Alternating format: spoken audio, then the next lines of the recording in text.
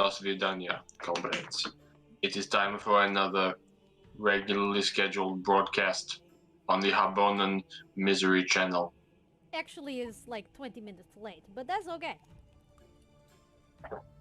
All sadness is implied. Welcome to the Stormy Dragon Tavern, where we can't even commit to our own bits for too long. We are playing Stars of That Number with the crew of the Club Molotov. Apologies for our absence over the past 2 weeks. We had reduced numbers and then spicy brain shenanigans, which is never fun. Never, ever fun. But I am okay. I am well. I am glad to be back, and I am really excited to be able to run my comrades through some shenanigans. And we are excited for those shenanigans. And since it has been a few weeks, I will try and take extra care to keep everybody up to date and get people caught up. So, when last we saw the party, you had successfully bested a fleet of Yakootahn ships that were attacking Harbona and returned to Harbona space. I then went, hey, do y'all want like some downtime? And you went, yes. So I gave you like 2 weeks. Lockie went about trying to prepare a gift of sorts to make amends to Tazi, and ended up having a conversation with a very short and angry starship gun engineer, to which he offered his services in exchange for such a toolkit. Pim has put many feelers out into the populace of Harbona seeking a teacher, in the hopes that somebody can educate him on the finer points of science. Charles is getting drunk, like sloppy, not classy British drunk. He's now beginning to slide from that into just sloppy drunk, and it's not pretty. No one's enjoying it. Who's going Chevy drunk? He's going. He trying to fight him and compete with him. Was he? But No. He stopped to dance, didn't he? Yeah. Oh, right, in the tavern that you guys went to. So Charles called sent his mother a message, got sloppy drunk, and then realized, oh damn, if we're going to go and talk to the council, which you guys did go and talk to the council as well, which I'll get to, Lockie and Charles also went and had suits tailored at the Corvin family tailors by a very modular woman named Mara. There were some very nice suits. Ash, I got you. She was a very interesting person. Yes, and made Lockie a very flexible suit that can look good and hold up to his more rigorous activities. Catalina has been spending a lot of time with her father and sister, of course, bonding over the creation of a new monocycle that is basically one really big tire that you ride upon. And a massive gun to boot. Indeed, also combined with a massive gun. Her intent with this large motorcycle that can easily traverse the Harbonan soil, we shall see. Okay. Jin. Yes. You've heard of a gun blade. Heard of a gun hammer? Have you heard of a gun bike? I have now. I have, yes. Actually, during World War II. Oh. Ah. Good. Alright, anyway. That was just a joke. Jin has been hard at work researching and trying to figure out how to make Lockie even more of a badass than he already is, and is toiling away on a new concept for a cyberware upgrade. Basically sitting in Pim's core room on the Milan, just working away. While Lockie has been going hither and yon trying to do a variety of things, in his conversation with the council, the technocratic council, an offer was made to him on behalf of all of Harbona to make the Milan Harbona's flagship. in exchange, they will put a lot of effort into pimping that ship and making it its best self. Yes, I listen. However, this is still something that you are in need of discussing with the rest of the crew. I think Jin and Charles were there at the time of the meeting and heard the proposition, but you haven't mentioned it to everybody else. And after that meeting, you all decided to converge in a tavern, where you initially did not talk about this meeting, and instead all had a much-needed break. Just got drunk, got silly, did some nonsense. Catalina didn't drink. Ah, yes, of course. And I think for the sake of convenience, we will cut to the next day. So, where do you think you all, as a group, would have ended up after after this night drinking?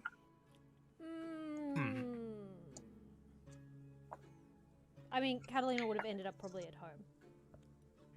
Okay. But she would have tried to make sure everyone else got to somewhere appropriate.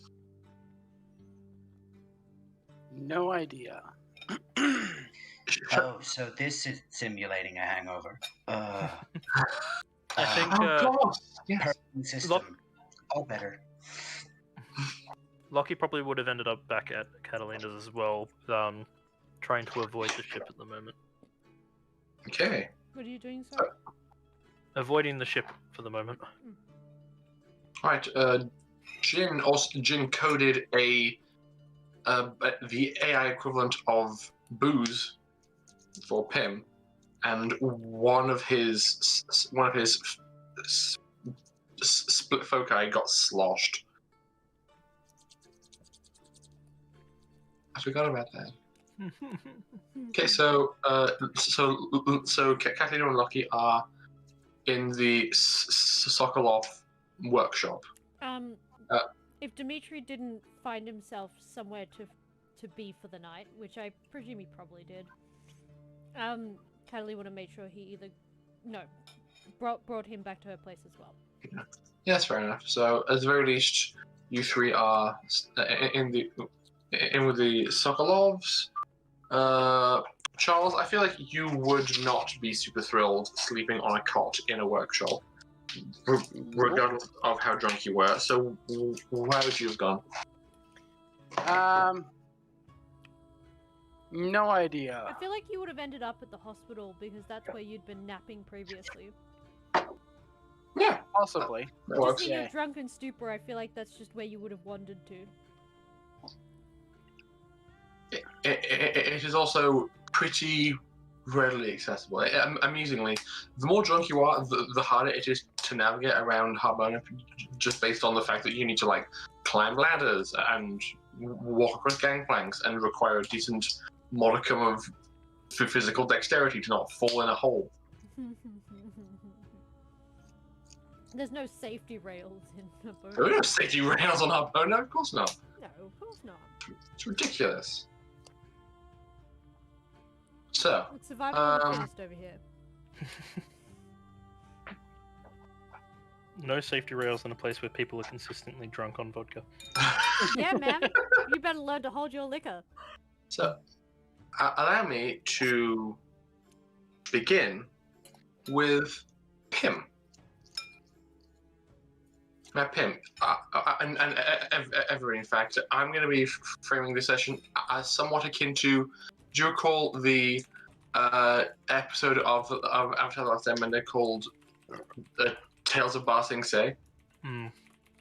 Where it was just like short snippets across everybody? You are invited to Lake Laogai.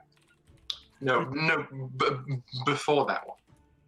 So, I'll be starting with Pim. Camera pans in on the ship. Pim, you are faffing about doing Pim things, and your search for a teacher has borne fruit. You have received not one but 3 different applications on your request for a teacher.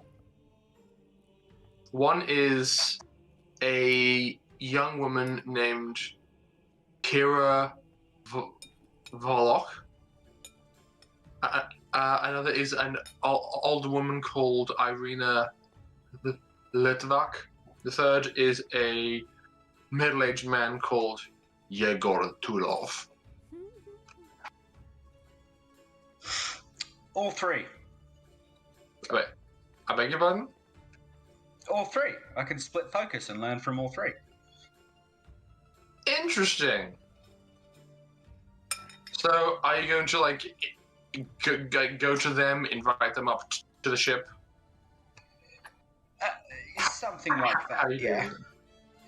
I have about 3,000 or so credits, so I'll possibly just pay them 1,000 credits each. Okay. Well, I should probably have done the maths on this. Just give me a sec. Because there is a proper way of doing this. Yes, teachers have a cost. Yes, you have to pay them for their time. What is he trying to learn? He's trying to get to Science! a 2 in science. No, a 1 actually, but... Oh, really? My bad. Give me a sec. I think I know the area I'm looking for. I have something in my head. Let's go check. It's very much for scientists. It's Character advancement, gaining skills. Hey, gaining skills. Gain skill points as well. A skill must be learned from the beginning. How to find level skill. Trainer fees vary with the level skill design. Extremely high skill levels may require. Okay, so yeah, if you want to get a cost. Cool. Yeah, so it is a class skill. So interestingly, yes, it will cost. Wait, hang on. Am I reading this correctly? Right. A gun on a bike. If you want to get a 1 in skill that is a class skill, it will cost you 1,000 credits per trainer. Easy done, yeah. So are you paying all 3 of them to just train you super hard? Yeah. Okay. How do you approach them? I will send them a message with coordinates. Okay. Are the coordinates on the Milan or somewhere else? Well, I think I'd message the crew asking for permission to bring a few people aboard to teach me stuff. Okay. What do you think the general consensus would be? Catalina trusts Pim, so... Lucky would want to look at their profiles. Okay. And if they seem dodgy, then he'd probably try and find and tail them. Interesting, okay. But if they seemed like they're on the level, then he wouldn't mind. If you get sent to us profiles, which they would send, basically their resumes or dossiers, Pim, you would have this information too. The first individual, Kira Volok, is a young woman who appears to have a lot of cyberware in her body, just based on her headshot. She seems to have panels of cyberware running up both sides of her neck. Both sides of her head are shaved, and there is cyberware built into each side of her head, and has a big floof of hair just off the top center, cascading off to one side. How cyberpunk? Oh, it's pretty damn cyberpunk. She is purely based on her. Roll me a perception check in the vein of insight, as the two of you are both going over this. Yep, she seems lovely. Huh? Did you get a double nat one as well? Wow, guys! Wow! Did Best you both rolls win? of the game! We both win. Rules of the game, you're within! Okay, she does indeed look lovely. You can see from her headshot she wears some kind of like brightly patterned floral dress, has a nice big bright smile, and just looks like a big old ray of sunshine. Nothing could possibly be wrong with this person. Okay, She's definitely the one. Yeah. The second one,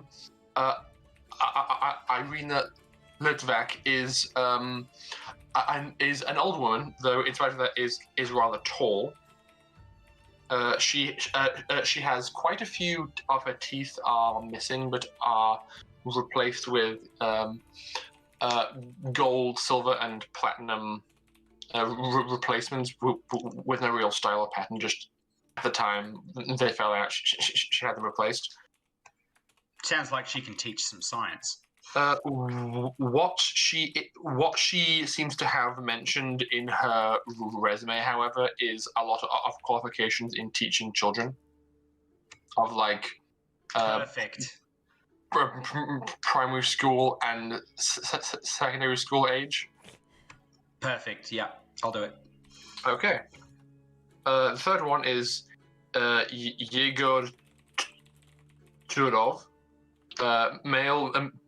Middle-aged, is very short, looks quite small from his headshot, but like dense and stocky, big thick shoulders, and I will hire him just so I can see him stand next to Lockie. He seems to be wearing like a very finely tailored tweed jacket with a bow tie, like classic professor vibes from this guy, and his resume screams, "I'm above this, but you know I like money." Like, fair enough. Yeah, I'll hire all three. He's overqualified for this. Yeah, I'll hire all three. Okay. You put your feelers out, send all through even pings, and the day comes when you have made the appointment for them all to pay a visit. When the cargo lighter that's doing like runs up and down from the Milan to transport goods and people for repairs docks, and you become aware of the people inside for the first time, as soon as Kira and Igor are visible, they are screaming at each other. So there's a very angry and passionate argument going on between the two of them, and Irina is just in the back and she's knitting something, trying her hardest not to listen to what's happening. Oh, okay. Well, 3 identical pins will walk up to each of them. Hello. No, I told you! You do not get to tell me how I live. Wait, hang on. How I live my life. You are all up on your high and mighty pile of books, so fancy, so impressive. I worked my ass off, and they aren't paying attention to you. If you stop, I can make this more fun for you.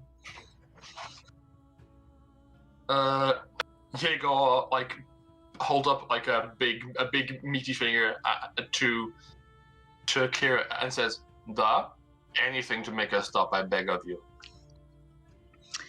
Well, if the two of you don't seem to like each other, I have hired you, well, all 3 of you, to tutor me. At the end, I will grade your teaching skills if you like, to see which one of you is the better teacher. Make a persuasion roll. Damn. I like where this is going. I just rolled 11 on the die, so... Okay. And what does that come to with your modifiers? 10. Okay. There is an awkward pause when the two of them both kind of stop shouting at each other and ponder the situation. In the awkward pause, Irina stands up, shuffles between them and says, "So, where is baby? I will be teaching baby the numbers and the letters, da?" Yes, right this way. What the heck? While I'm escorting her, I'm gonna make a animated baby to come on screen when she teaches. Well, just a child, yeah. So you're gonna 3D render a realistic baby and make her think that she's teaching a baby.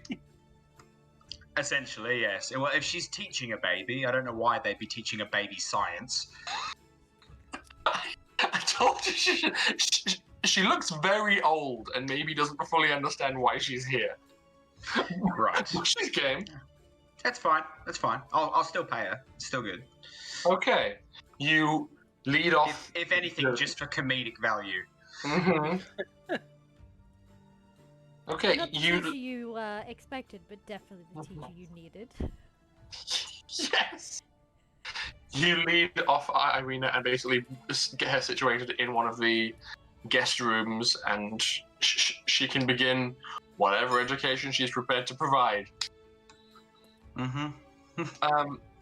As one Pim is getting that set up, Kira says, "Is interesting proposition.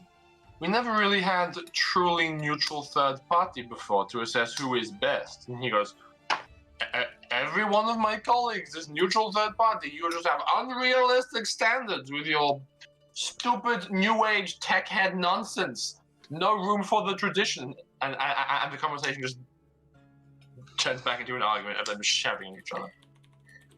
He just steps between them and goes, "For one, tradition was once a new concept, and two, tradition is the foundation of new concepts. The two of you can probably do more if you were to work together. If that's not possible, may I suggest, like before, you both teach me, and I assimilate information and knowledge from you equally. In doing so, you will have both tradition and new concept. Can we get on with it?" They both look at you, and scowl at each other, and say more or less in unison, "Fine." And both storm off in opposite directions onto the ship, having no idea where they're going. The Pims will catch up to them and help them go and be like, no, it's this way, you dickhead. And take them to the rooms, yeah.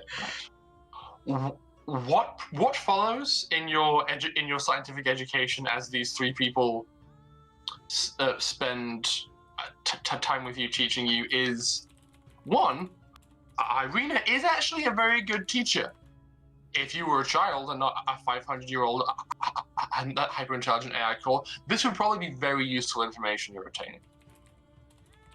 But you know your ABCs. Always get the basics. Yeah. Yes. However, you over time get the sense that Kira was once the student of Yegor, and he was like the biggest asshole to her. She was a prodigy, and he did everything in their power to slap her down, or so she says, at every turn, just stifling her intelligence to make him look good. Whereas he is confident that she was trying to tear down his establishment and make way for a new. It just turns into damn kids these days and their insert new thing here from Yegor. Mm-hmm. However, I will roll on both of their behalf to see who actually does a better job of teaching you. So, I have a very important interruption to make after this interaction. Yeah? So no, it's okay, I can wait. Okay. It's a very important interruption. Kira? Ooh, good job, Kira. Okay. Kira is better. Considerably. Yay! Yegor, aside from being salty at Kira, does seem to be phoning it in a lot. He gives you a lot of assigned reading and doesn't spend as much time actually teaching as he should, whereas Kira is actually invested in properly educating you, and of the three, it is the best teacher by far. Okay. Yeah, I'll be sure at the end of the training period to let them know. Okay. Your training is continuing, and now we are going to horizontal wipe away. Now can I make an interruption? You may. Okay, Rory, you need to go to the art channel on our Discord and check out something awesome.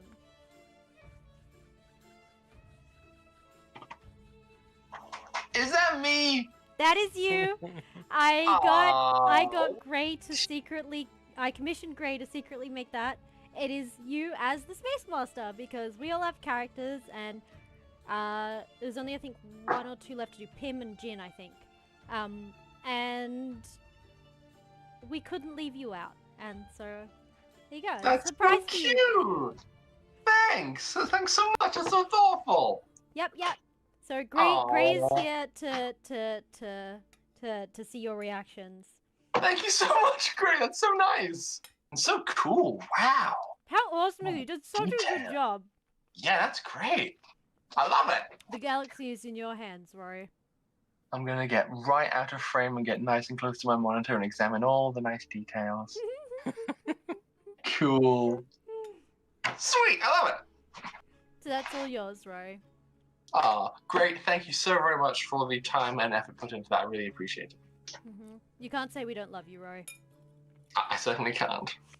Alright, proceed. My interruption is done. Catalina. Oh, move.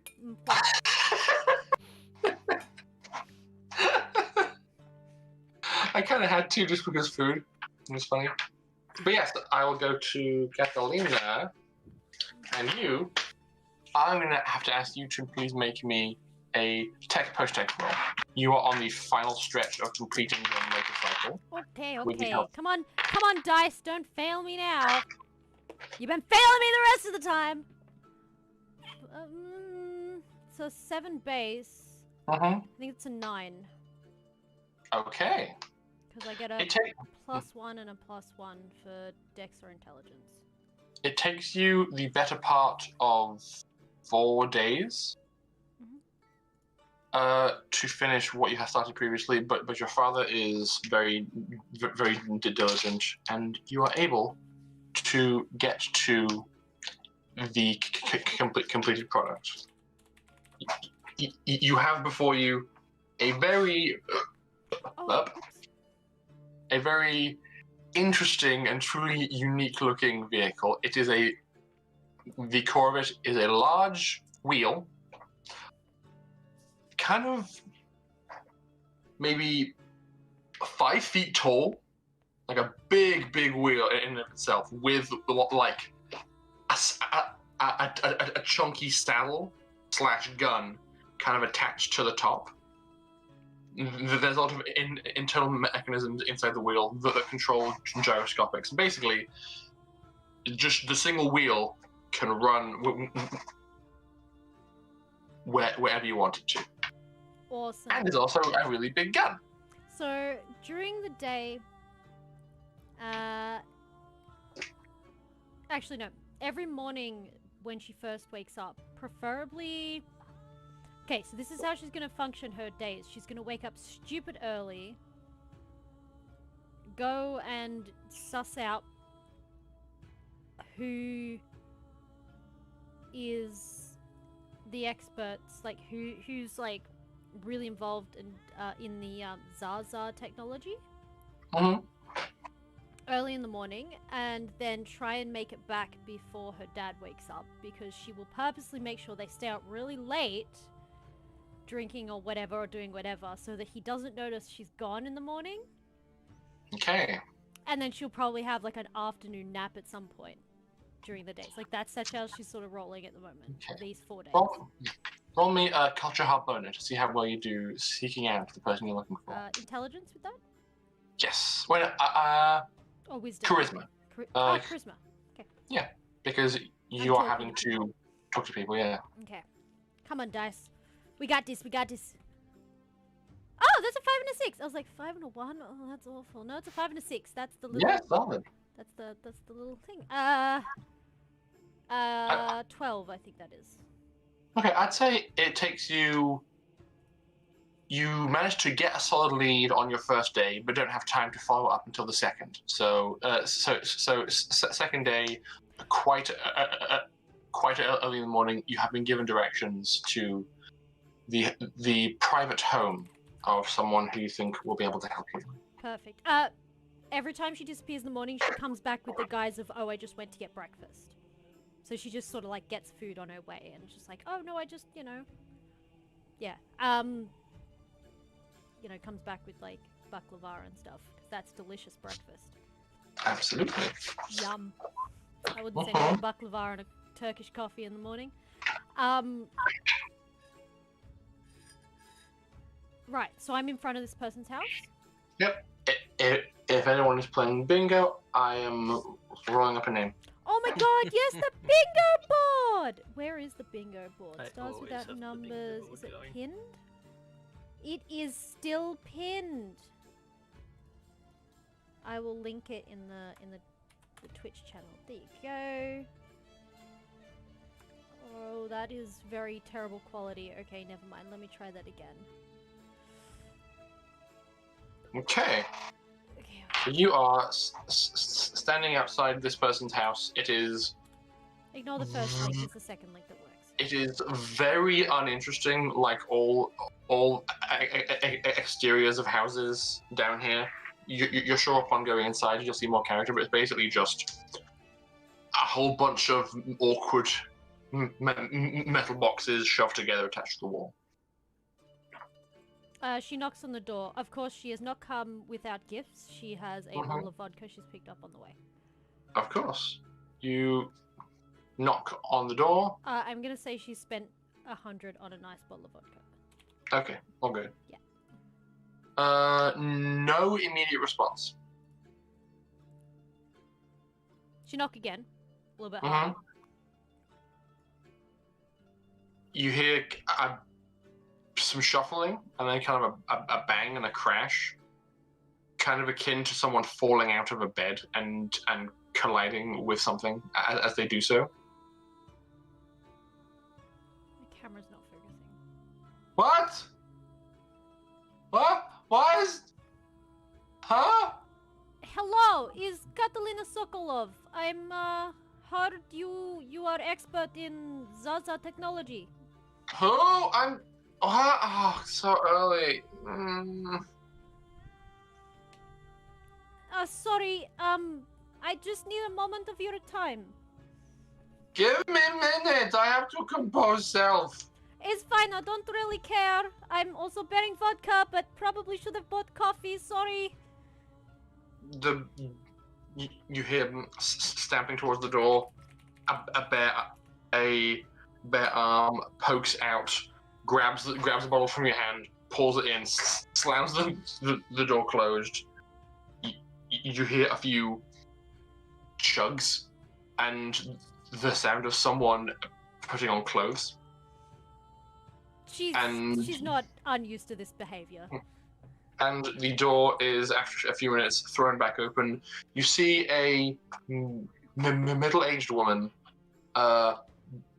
who, oddly enough, is bald, which is odd for people on Harbona, but her head is covered in cyberware ports. As she also has two vacant cyberware slots, like one on either side of her jaw, two positioned right up there and there, and is wearing just a loose, fuzzy fleece bathrobe and slippers. I presume I can extrapolate what those ports are for. Indeed, they are purely based on their location. It's for neural interface of some kind. And I can pretty much guess that it's the Zaza interface. Probably, yeah. Yeah. That would be an educated guess. Yeah. She just looks up and says, "Hello, I am Vilma. Welcome to my home." Catalina Sokolov. Sorry to disturb you so early in the morning. I do not have much time and I do not wish to disturb you for long. I am in need of some non-implant but way of communication with Zaza. Okay. Do you This have- not conversation for Threshold. Come inside. I give you some bacon. Okay, I come in. Would you like me to make you coffee? No, it's fine. I have a machine for coffee. Okay. You walk inside, and it's immediately apparent that this person is a Zaza fanatic. All across the walls, there's pictures, depictions, several like samples of their like work, their moldings that are made when they ingest the soil and spew it back out in different shapes. There's spears, there's helmets, there's some probably very old portions of wall with like carving and primitive writing on it. She's very into the Zaza thing, and kind of just shuffles across her threshold, approaches the nearby kitchen, and just plonks her butt down, grabs the coffee pot from the machine, and just pours you both cups. Do you still have the graphic of what the Zaza you kind of imagine the Zaza look like? Well, I stole that from the internet. I know it's But yeah. stolen from the internet. We're gonna put it just. I was wondering if you could post in the Stars with That Number channel in the Discord so that the audience can see if they'd like. Sure thing. Let's do that now. Catalina will take a seat and. If you're asking about copyright law in regards to sharing in Discord channels in relation to a stream, I'm pretty sure that still breaches it. That is unfortunate. This is how I imagine the bug people to look. You put it in the wrong channel. I don't care. Oh, Rory. Alright. Oh, there it is. Okay, that one. Okay, there we go. So yes, Zaza are basically anthropomorphized bumblebees. They're bee people. They are bipedal. They do have wings, but only their young can fly. Once they reach a certain age, the wings become vestigial and they're too small to actually be of any use. They have two sets of arms and are able to communicate via a combination of scent and a form of sign language. And a lot of Zaza enthusiasts and studiers get various forms of cyberware implants, such as cyberware antenna, arms, and mandibles, to enable them to more accurately communicate their intentions via this sign language. Catalina sits down and goes, "Are you familiar with Anna Sokolov?"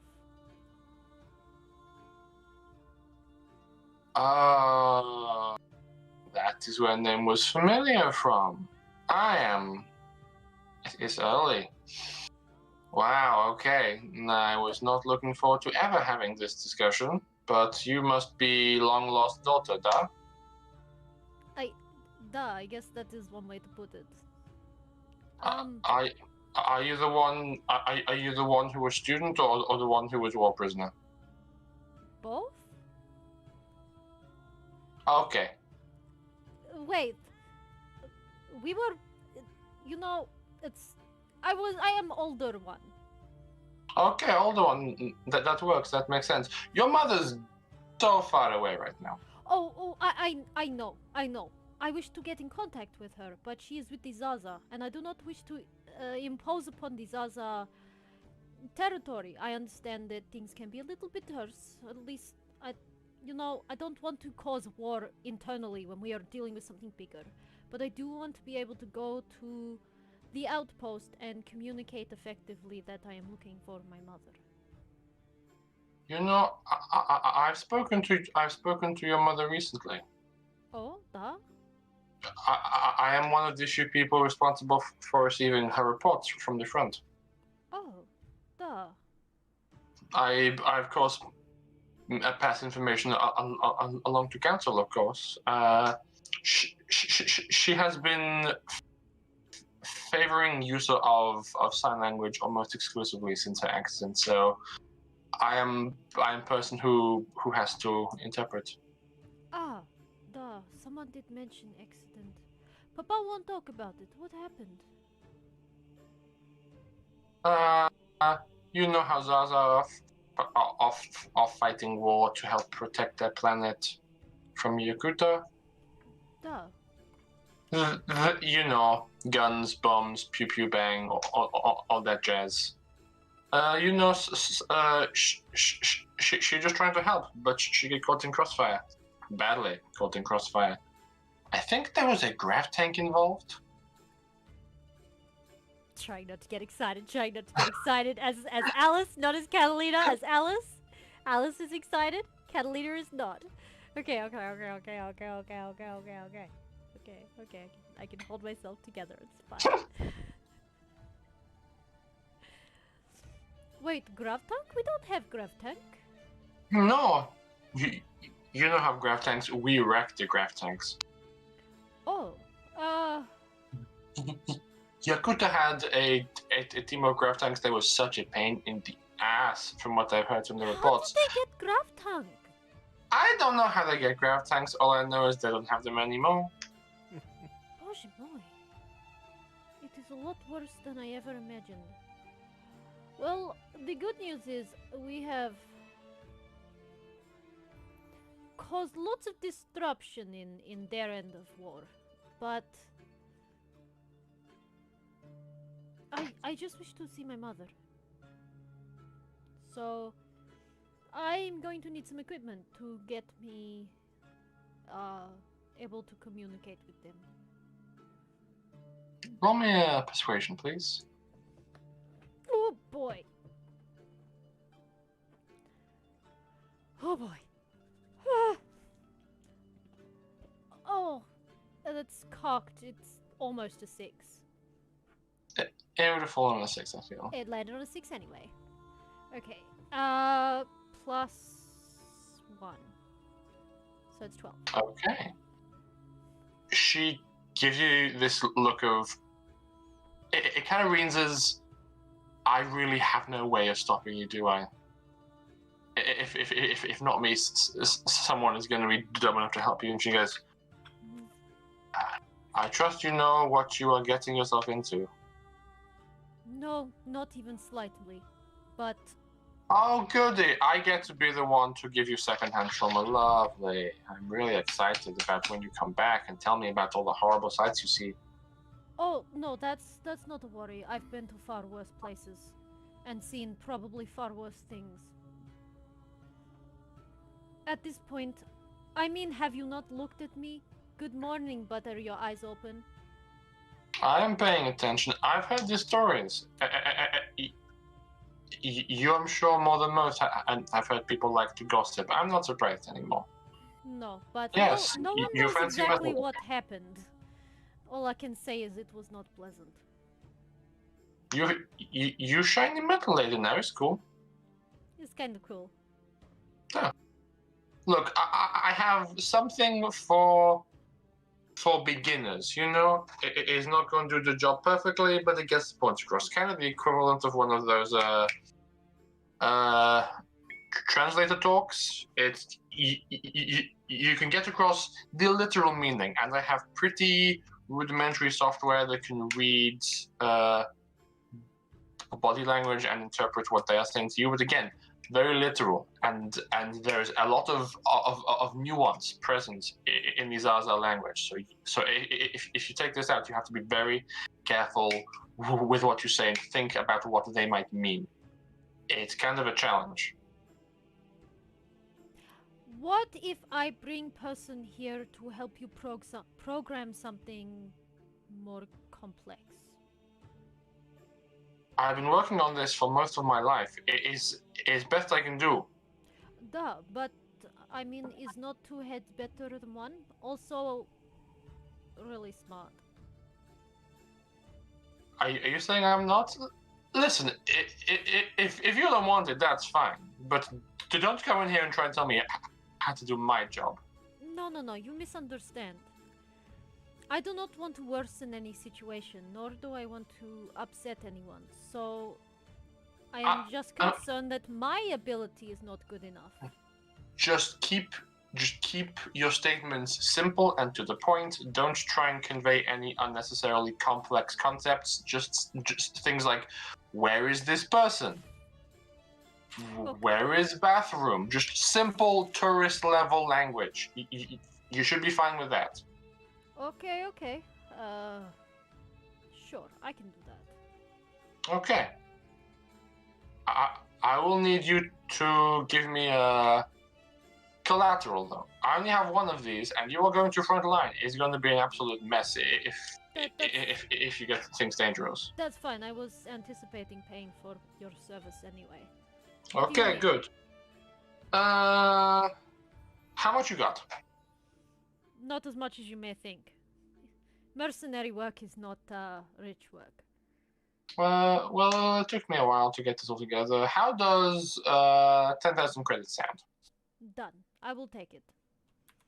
That's collateral. I want it back, so I'm holding 10k until you return that. That's fine. Here. And she just, like, organizes the payment straight away. She doesn't question it any further, doesn't try and haggle it, nothing. Okay. She gets the ping across, stands up, shuffles over to her back room, and walks out with kind of a janky-looking setup. But it's kind of akin to, like, well, the bottom half is a bit akin to that of a corset, but it's a bit thicker than you would expect, and has a pair of, like, droopy mechanical arms just attached to it. And over the course of the next few minutes, she like stands you up, has you take off your jacket, make sure that it fits around your waist, and then pulls out this big dumb helmet, which is built a bit like a motorbike helmet. It's got built-in antenna mandibles, several like small bottles built kind of into the back of it, some that probably like mix and combine to exude different smells, and a big chunky set of like mandibles attached to this portion of the helmet. She puts it on, boots up, and you can see that there's like a language HUD booting up. She goes into the back, attaches her own far more sophisticated looking cyberware. She plugs in an arm on ports on either side of her body, snaps in mandibles and antenna, and basically runs you through how exactly to use the software. She says a variety of things in these Zaza sign language, and just roll me an intelligence roll to see how well you really taking her instruction. Come on, dice, don't fail me now. Oh, that's a 5 and a 6 again. I swear they're not rigged dice. They've rolled plenty of ones and ones for me. I don't believe you. You are thoroughly motivated to get this information into your head. That's fair. She actually genuinely is more motivated about this than probably anything for a while. So you are focusing really, really hard on this, and you do kind of. It's pretty easy to use once it gets explained to you, and after that you are confident that you could probably use this again to communicate if need be. Alright. In fact, you spend so much time making sure that you are adept at this. You've thoroughly blown past your sneak out before Father wakes up window, and as you're about to leave, you go, "Oh no!" and have to rush. She leaves the equipment there and says, "I will come pick this up tomorrow. Probably the same time, so go to bed early. Okay, I'll see you in the morning." And like rushes out and goes to buy. What? No! I'm Night Owl. I want you, asshole. I will bring donuts and vodka. That's not the same as good REM sleep. God damn it! Get have a nap. She'll go pick up some coffee and desserts and stuff for breakfast. And baklava. And baklava. Okay. that has been set in motion. Lucky, Yes. you have been spending a few days toiling away with the big gun friends, basically trying to work on stuff. In fact, you have been spending a good chunk of your time with an individual called Leo Popov. He is 17 years old, has like thin, wavy green hair that's almost always in like the perpetual Jimmy Neutron like quaff. And you are confident that his diet is 90% caffeine pills, energy drinks, and various forms of sugar. You have never seen him sleep. You barely see him stop moving.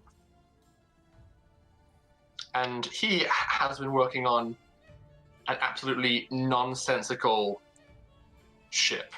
I'm just going to cut back to when you first met him. This like Energizer bunny of a person goes, okay. So Lucky, yes, it is Lucky, right? I'm recalling correctly. Well, Lucky, yeah. Yeah, Lucky. Okay. Come on.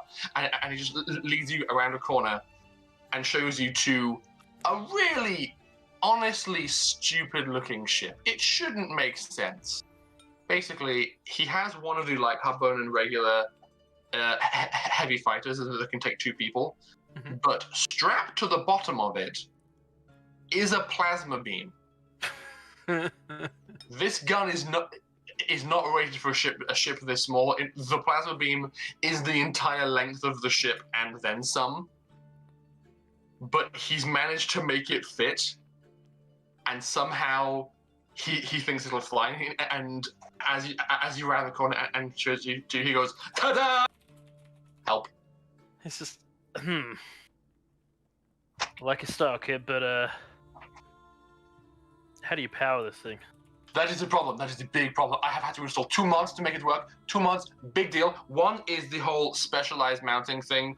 You know, to make it fit, to you know, bring down the power requirements. I got a bit of pre-tech, just a little bit, to actually fit it onto the proper ship itself. It was too big. It was too impractical. I've had to do a lot of stuff. The power is a little bit of an issue. I keep sometimes gun not charged fully. I tried to overcharge it too. I've got a 3rd mod trying to overcharge the gun, trying to get big hits. But power is a constant issue. I'm not sure what to do. Could you help? I can definitely take a look at something like this. Okay. And like pulls you over. He like bangs a panel with his fist, and the entire core just goes, just drops out of the bottom of the ship, and he goes, okay. Help. Looking over it, how well has he done so far? When he's roll me a tech astronautic. Oh dear. Actually, that's not bad. That's an 8, but I think that's a -1, so 7. That's all right. You have a decent grounding in tech push tech, so it's not a massive departure from that. You've seen wiring like this before, and it is an absolute mess. Okay. Not in terms of the fact that it's not going to run. It's just he has been working so hard to actually make it work. He has thrown cable management to the side. You cannot make sense of it, of what's going where. It's all the signs that it's working are there, but you don't know how or why. Okay.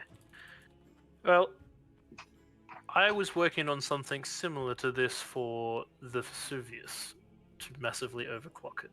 Oh my god, why would you do that? So I think I can help adapt what I was working on there to work here to get more out of the power source. Yeah. Ooh. Whoa. What is Vesuvius? Can I see? Huh? Can I? And like every time he says "can I," he's on an opposite side and he's just like bouncing back and forth. You know how he's moving this fast. He's just gonna put his arm on his shoulder and just like hold him to the ground slightly. He's vibrating the entire time you're holding him still. I just look around and just like, is there firing range here? Assume you'd have one. Oh, I will take you. It is over that way. Let's go. And he just runs off. I need to get Vesuvius first. Eventually, find the location first, then get Vesuvius. You're able to find the location, and eventually get everything together.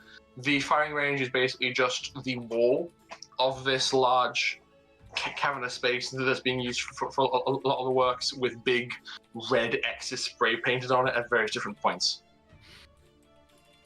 I'm just gonna look around. You got anything you don't mind no longer existing?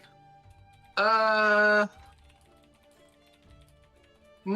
Everything goes to good work here. Oh, actually, and he runs off, rolls in with like an oil drum that has been shot at like several times by other people. Just like rolls it in, picks it up, and goes, "Good." Yeah, it'll do. Not really a great demonstration, but this will cut through like Swiss cheese. Just gonna do a focused beam, so as small as I can, and just cut straight through. Okay. It's a tiny little focus shot.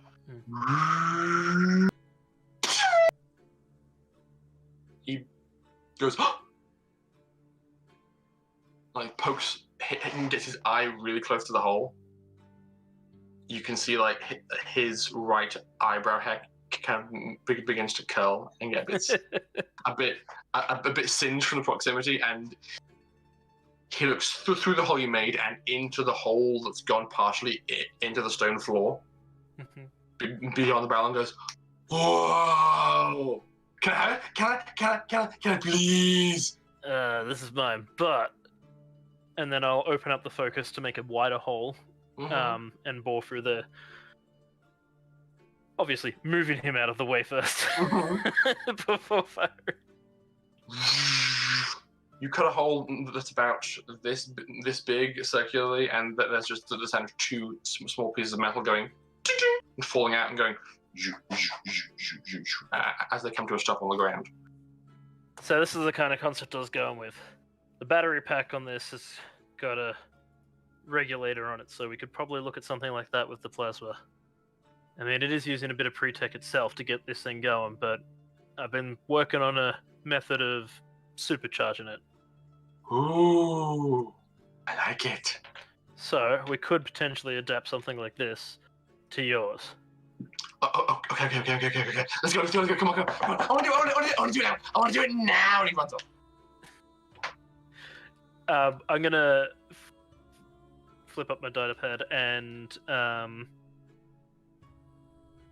send screenshots of the ship and the power source to Dr. Charles, and just go with a message of, reckon you can get a bit more juice out of this. Interesting. Now, I have a question for Charles, because of everybody, I was the least confident about what Charles was doing. So, while people are taking this downtime, what are you doing as Lockie is reaching out to you? To be completely honest, he's probably back on the Milan, diving into work to distract him. Okay, and what work is that? Figuring out the rest of upgrading the Milan to level 4 spike drive, as well as putting some calculations into the supercomputer for other things that he's working on. Okay. No, Pim's biological body. Just make me a science roll to see how well you're doing with your work so far. It's 2 5, so that's 11. You are making solid progress with your work towards the ship's upgrade. You'll need components, but the core you have that you stole from Jakob is certainly compatible as it'll take a bit of tweaking here and there to make it work, but you think it's entirely possible. So you are probably, amazingly enough, in a similar stage to what Lockie is at, where you have a beautifully laid out, like 3D holograph of the core, and you are like fine tuning, like power conduits and where things go, and being very meticulous about cable management, and then your compound just goes. And pulls it up and looks at it.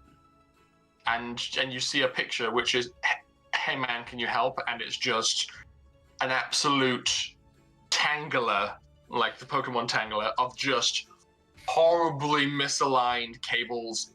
You feel like if you spend too much time looking at this, you will have an aneurysm. It's so terribly arranged.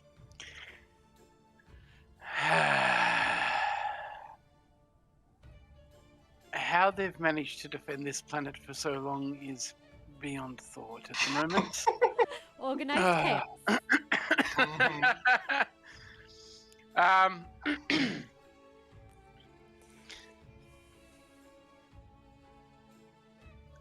I'll just message back. Is there any way you can get me a scan of the interior?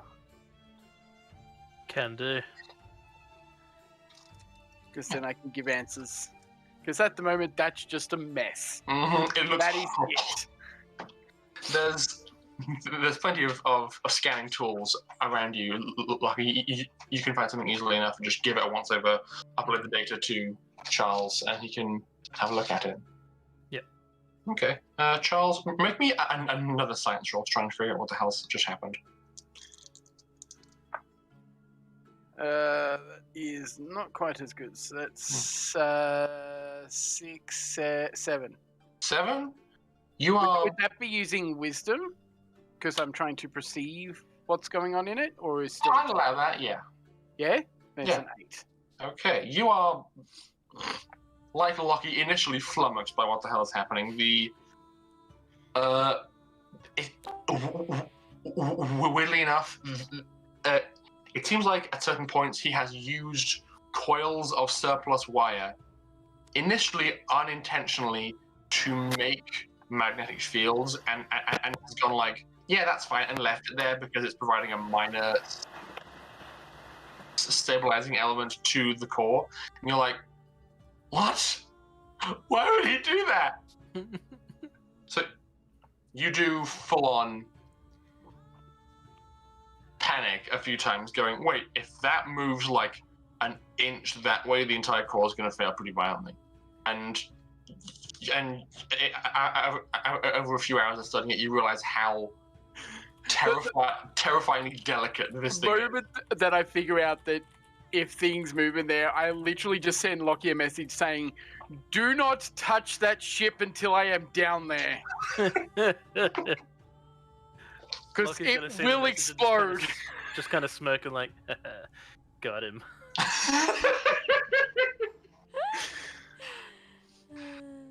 All right, yeah.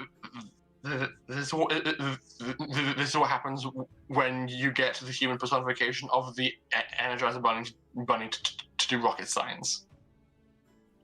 Doesn't go well. Yeah, no. It's like, I'm amazed that this guy hasn't blown up the entire city already. He's probably... Yeah. He's once or probably twice. known for his mishaps. Mm-hmm. He'd also basically be like, I need you to shut the reactor to that ship off, like yesterday. I'm going to draw up some new designs, and I will be down within the next 24 hours when the next shuttle leaves. Okay. Yeah. Charles, you were able to get on the Lance cargo lighter and catch it down. Lockie, after a lot of exasperating conversation, Leo does eventually yield and allow you to turn off his baby. I mean, if he had have denied it, I would have picked him up, held him up in the air, and then turned it off anyways. He's very small, so that's entirely okay. Yes. Charles, you are able to eventually make it down to the shipyard. Pretty messy. There's a lot of oil everywhere. It's fine by industry standards, but you have lab standards for this kind of work. Charles is wearing his most basic shirt, pants, and a lab coat. Oh, just walk in like you own the place. Yep. You are able to find your way to the ship easily enough, and while Lockie was like, "Ooh, so pretty, big gun," how would Charles react seeing like a plasma beam stapled to the underside of a fighter? He'd probably just put his hand in his head in his hands and just be like,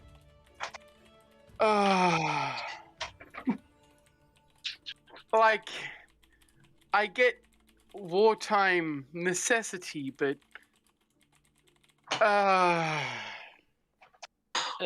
Lockie's gonna just like sidle up beside him and just be like, "So we get this working. We're totally doing this to the glove Molotov." No.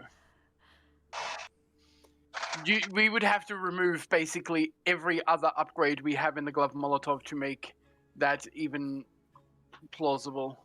We'll make it work. Just pats him on the back a bit. We'll make it work. I'm amazed this guy hasn't blown up Harbona already. I said after we... Hi! Who's this guy? Oh, God! Summoned him. Come! After we make it work. I'm Leo. Right. So you're the one responsible for this mess. Mess. I think you mean genius. I'm amazing, and so is my creation. You've got to see it. I've seen it thoroughly, and I'm surprised you haven't blown up yet. Oh, I have. A few times. It was fun. I like this guy. I love him so much. I hate his work, but I love him. Cut! I'll show you. I love Wait, him. no, He needs to be stopped. I've seen it, and Charles pulls out a holo projector, pops it down, and then brings up his design to simplify and stabilize the interior of the ship.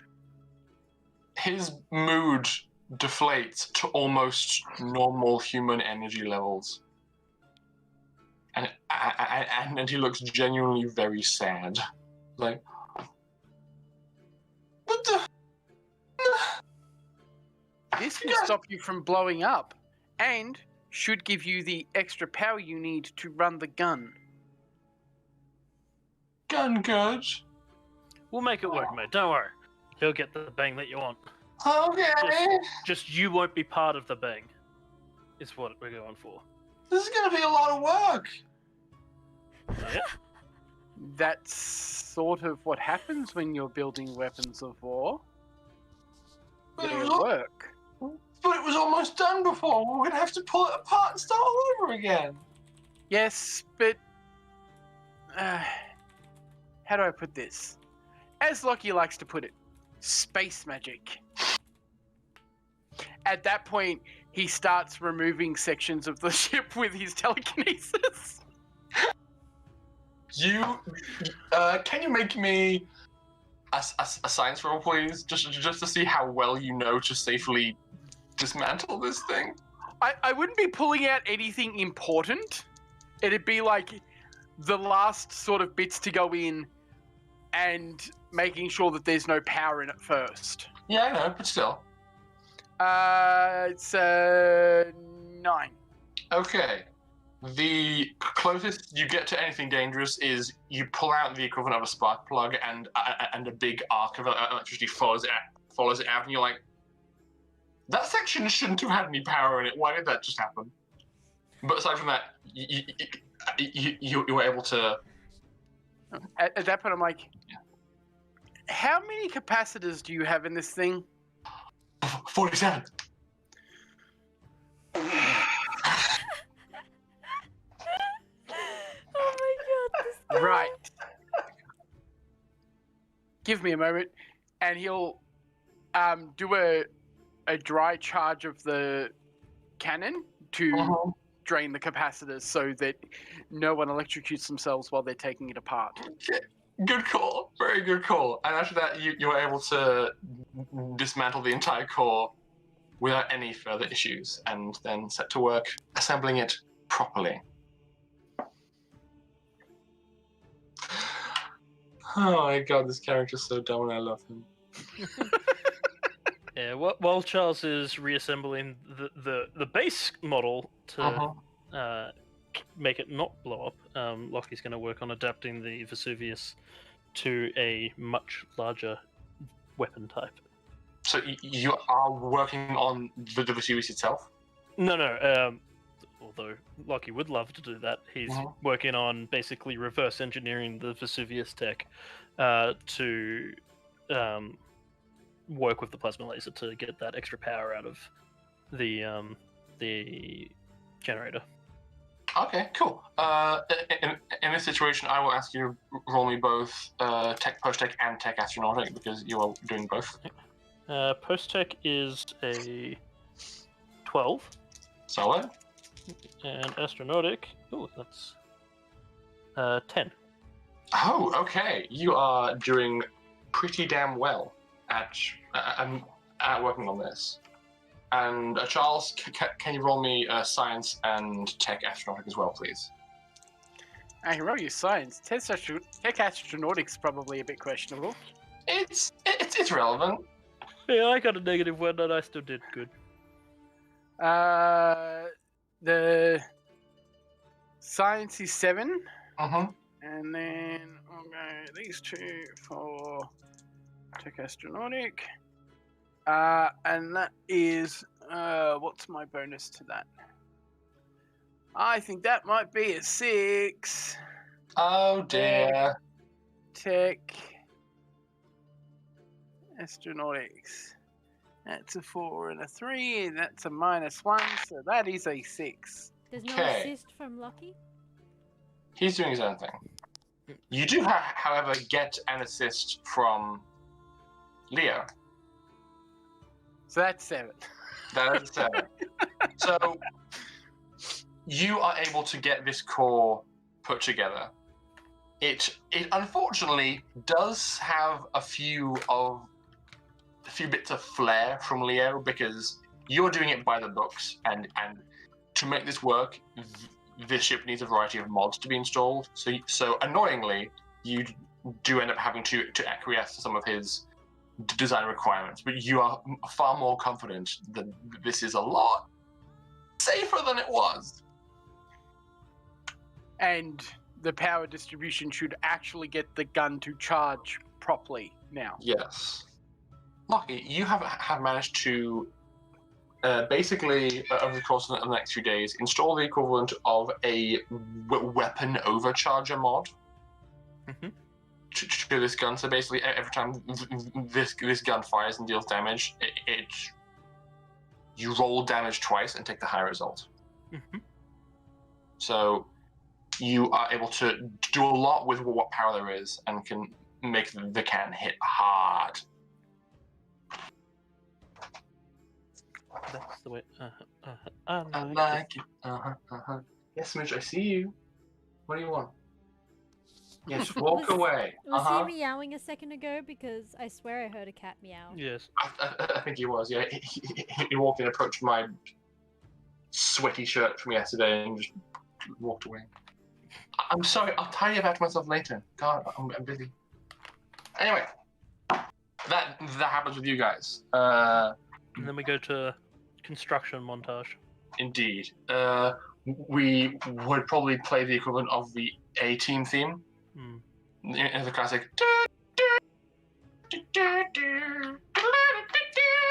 And just like. All that jazz. It takes several days.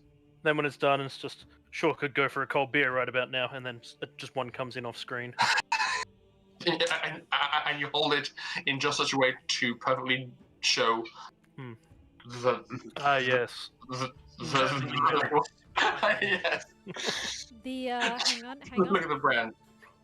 The Kernikov and Kim liquor. Or is it, Oh. Peskov family bathtub. Yes, Peskov family bathtub brew is the standard. It's good brew. Is that the Harbona equivalent of VB? Yes. Basically, yes. Yes. Or Foster's for those Americans who think. Mm-hmm. Space 4X. Mm-hmm. If it was Foster's, no Harbonans would drink it. They That's just true. ship it to Yeah, but somewhere hang else. on. But Americans don't know what VB is. So the Americans all think that we drink Foster's, but we don't drink Foster's. We actually drink like Carlton Draft and VB, which is Victorian bitter. Yeah, Foster's it's VB Victorian Bitter, but I think it stands for very bad. it is pretty bad. But Foster's is even worse, and we actually only ship it to you guys because American beer is pretty close to water. Actually, guys. I have a feeling that the Fosters that we have here and the Fosters that get sent overseas is actually different. Yeah, they're different, but Yeah. even the Foster's here is bad, and they take the top of the vat here. You know, Carlton Draft and Look. VB is actually the same beer too. It's just the top of the vat and the bottom of the vat. So the top of the vat's better, the bottom of the vat's filled with dregs. So when you're drinking VB, you're just drinking Carlton Draft with dregs. Look, let me just tell you now, as a person who sells all of these alcohols, that you don't tell a person who drinks that alcohol any of that, because they 100% will They'll believe go mad. their beer is the beer that they're drinking. It's the best one that's out there. Nothing compares. They're still wrong. I'm going to have to ask for composure from my players, as I'm going to cut horizontally to Jin. Pardon. Shit, got to get the accents. So, Jin, you have been working diligently in Pim's brain, just in the computer room, doing your best to tinker with and put forward the designs to make Lockie the best version of him, of a cyber-enhanced being that he can be. And Yeah, pretty much. Yeah, as you're working away, Pim, the ship is hailed. Hello. Konnichiwa. I am Dr. Sarah. I am trying to reach Jin. Patching you through. Jin, you get a ping on the console next to you that someone's calling you. Yeah, I'll answer it and Okay. just put it up. Put the the way I imagine the console to work is like a Nintendo Switch with detachable like screens and shit that you can just dump around the place wherever you need. Yeah, just like there's a lot like holograms you can just grab onto and slide around and Yeah, that sort of shit. Yeah. basically. Report. Yeah, Yeah. I mean, I would want that in my computer room, so why yeah, not? me too. Okay, so one of your screens crackles to life, and you can see a doctor you have probably worked with before on Harbona. Her name is Dr. Sarah Takana. She is a young to middle-aged Japanese doctor, and has obtained your services for various different wounded Harbonans in the past. Hello, Sarah. I can actually speak this time, which is useful. Oh, what an interesting choice of voices you made. It's closest to what I had. Okay, I can respect that. Look, I have spoken to the council, and they informed me that you have resigned. I'm saddened greatly by this. It's a interesting situation. I feel that Dr. Charles has come through. I think you should be probably bringing psychers to your frontline healing instead of, well, me. Interestingly, while psychic healing can be very effective, personal choice does have a say, which is why I am calling you now. That's true, too. I've also got some other things I want to pursue. Well, are you going to be leaving us immediately? Because I have a request. I sort of just shrug and raise both hands. Put the request through and I'll see what I can do, but no guarantees. Okay. She basically sends you through a ping of basically 4 patients' files. It seems as though these are a squad, all 4 of which were caught in a similar shrapnel blast on the front lines. They all require various amounts of cyberware to be fully functional as individuals, either that or intensive healing. But based on the case notes, it seems that all 4 of them have expressly requested your services because, and I quote, "The stuff he makes is badass. I want one of those." Jin's mandibles are twitching slightly because he's excited. Because Yeah, you patch me through to them. Only one of them is currently conscious. The rest are all pretty heavily sedated. But I can do that. Awesome. Okay. She puts you on hold for a few minutes, and amusingly, the music currently playing is the default Harbona hold music. Because why the hell not? And after a few minutes, you are put on with Because it's like a sad ballet. It makes sense. Mm-hmm. You are put on with a battered and scraped up looking young woman. She has a broken nose, black eyes, several scrapes across her face, and you saw by her file she's missing her left hand and a portion of her forearm from a piece of the shrapnel. Yep. She's kind of like been propped up a bit in bed and says, "Oh, is that him? Oh, das vidanya, alien man." I mean, gin will do fine. Okay, gin. I could use some gin, actually. Doc, if you have any. Can you show me your, looking at the case files, stuff? Yeah. And she like holds up her arm. It like her hand is gone. The stump it is heavily bandaged at this point because it's a fresh injury. Basically, just seems to curve over around here. Yep. So all that's missing.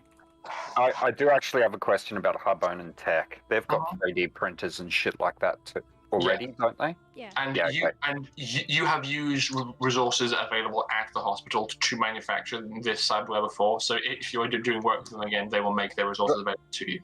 It's a little bit specific why I asked the question. So yeah, I'll keep going anyway. Okay. So, I got to be honest, I wasn't going to take this job, but I heard you requested me specifically. Yeah, I heard this cool story about a grandma who had a rocket launcher for a leg, and how can I pass that out? Right. Yeah. No. Cool. All right. With your hand, I assume from hearing that story, you're not just wanting functionality back. You're wanting something esoteric. I want to kick ass, take names, and burn Yakootahn off the face of this planet. And do you speak for all the others when you say that too?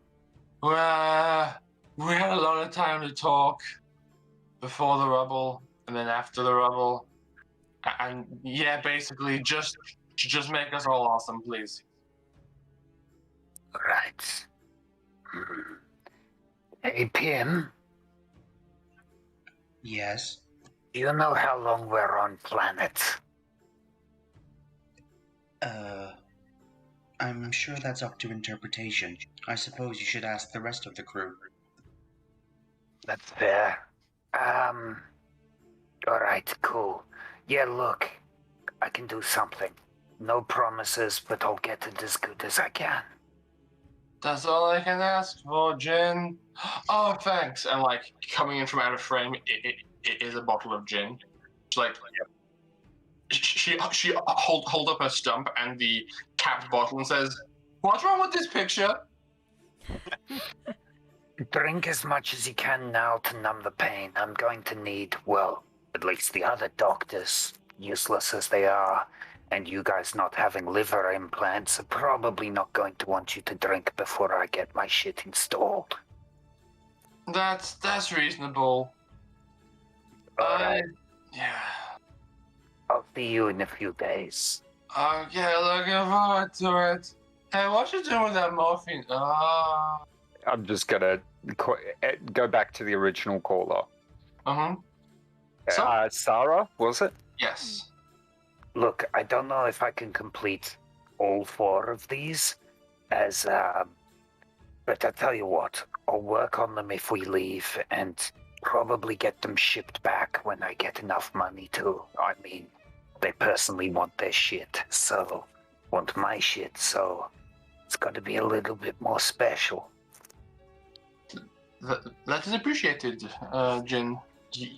Your effort has been highly valued since you've been here. I will be very sad to see you go. I'll be glad to go. Apologies, but war and all. I cannot blame you.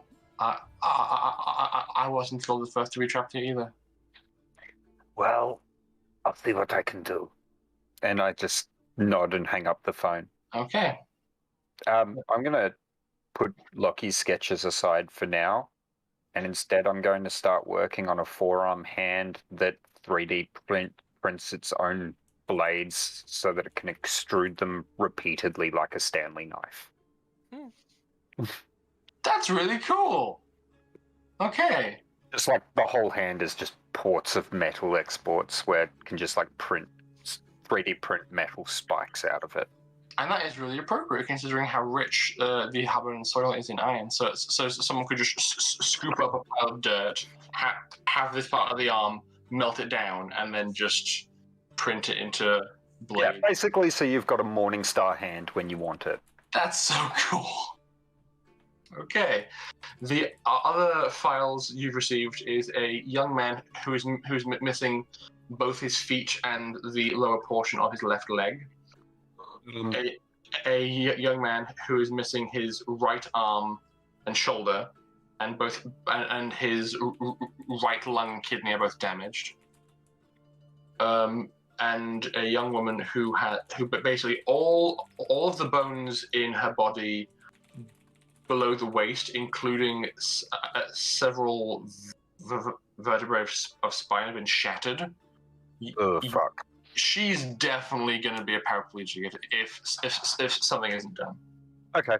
Can you DM them to me so that I know? But Sure.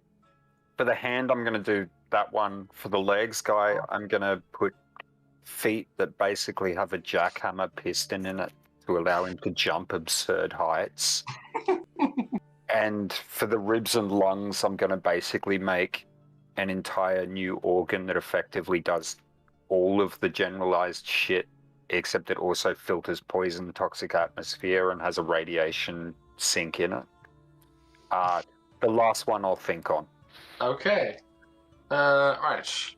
They're going to take time because Yes. it's their complexity. Mm-hmm. But Right. hey, it's personally requested. I've got to do something about that. I will send that information over to you. But for now, I think because we have done something for everybody, we're going to go for a break. And then once we get back, I will have us draw some conclusions from these various different narrative threads that are hanging. How about that? Sounds good. Excellent. Alice, if you could please send us over to a break. We'll be gone for about 10-15 minutes.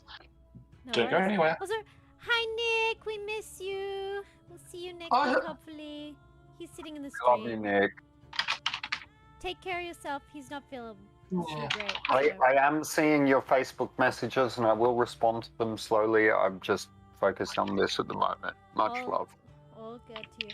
Alright, I'm going to put us to break now. We'll be about 10-15 minutes, as Rory said. Closer to 10 than 15, but who knows with our incessant brains of distractions. So yeah, hang about, enjoy the intermission, which is terribly out of date, and I hopefully will have updated by next week. And catch you in a bit.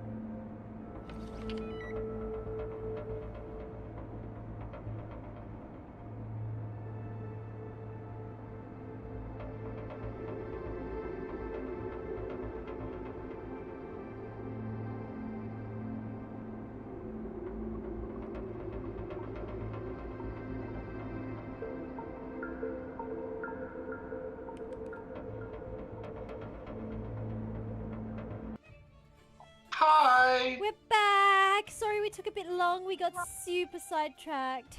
With ice cream and cats. And In that order. Mm-hmm. Pudding.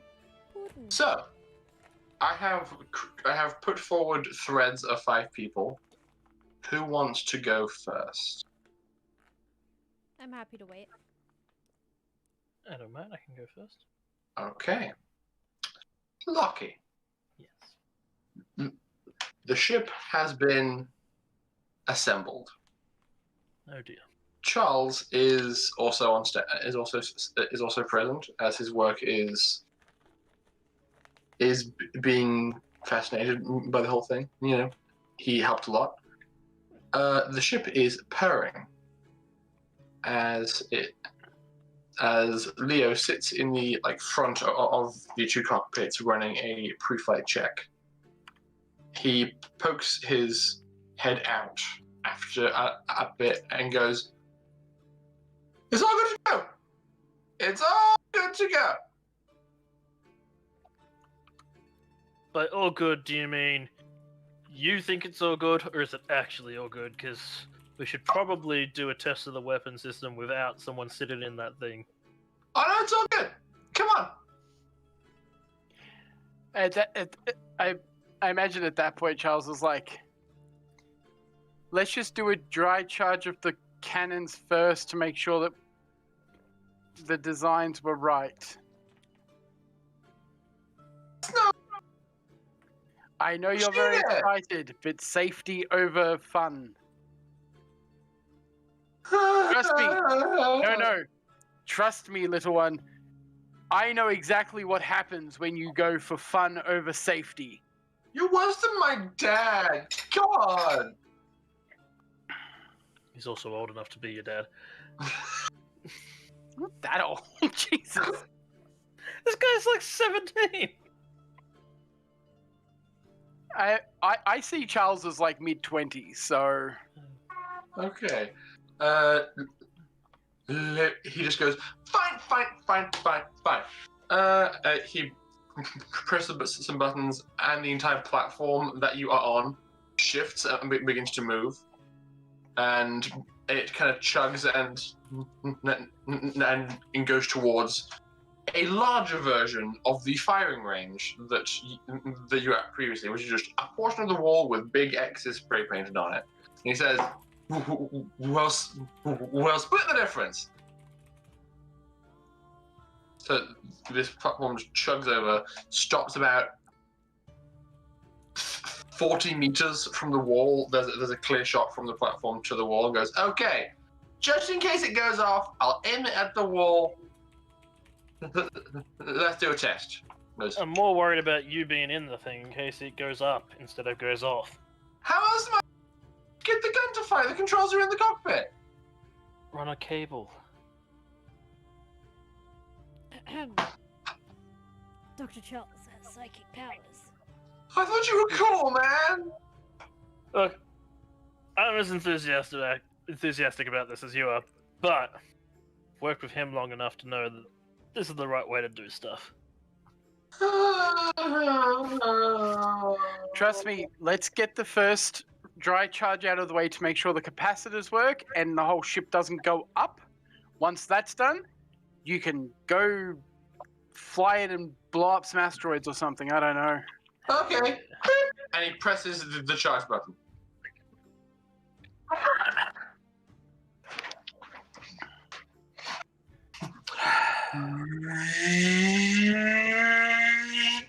You're standing near-ish to this ship as it begins to spool up. Oh, Charles is behind a box. Charles does not trust this shit. Anyone who is even remotely close to this thing can feel the ambient heat being radiated by this plasma beam as it charges, and are close to being deafened by the hum it's making as it gets to full charge. Lockie, you're kind of nearby. Please roll me a perception check. I was going to say, I also want to switch over optical to monitor, like, the heat coming off it and the power outlet. Yep. That's a 5. Okay. You can see that the heat shielding of the ship is working fine. The cockpit's down and he is safe from the heat inside. You not as much. But that's what I figured. But you can see, like, you can see in the cockpit that his mouth is moving. You can tell he's probably shouting there, but it's just like that's all you can hear is occasional bits of grunts over the.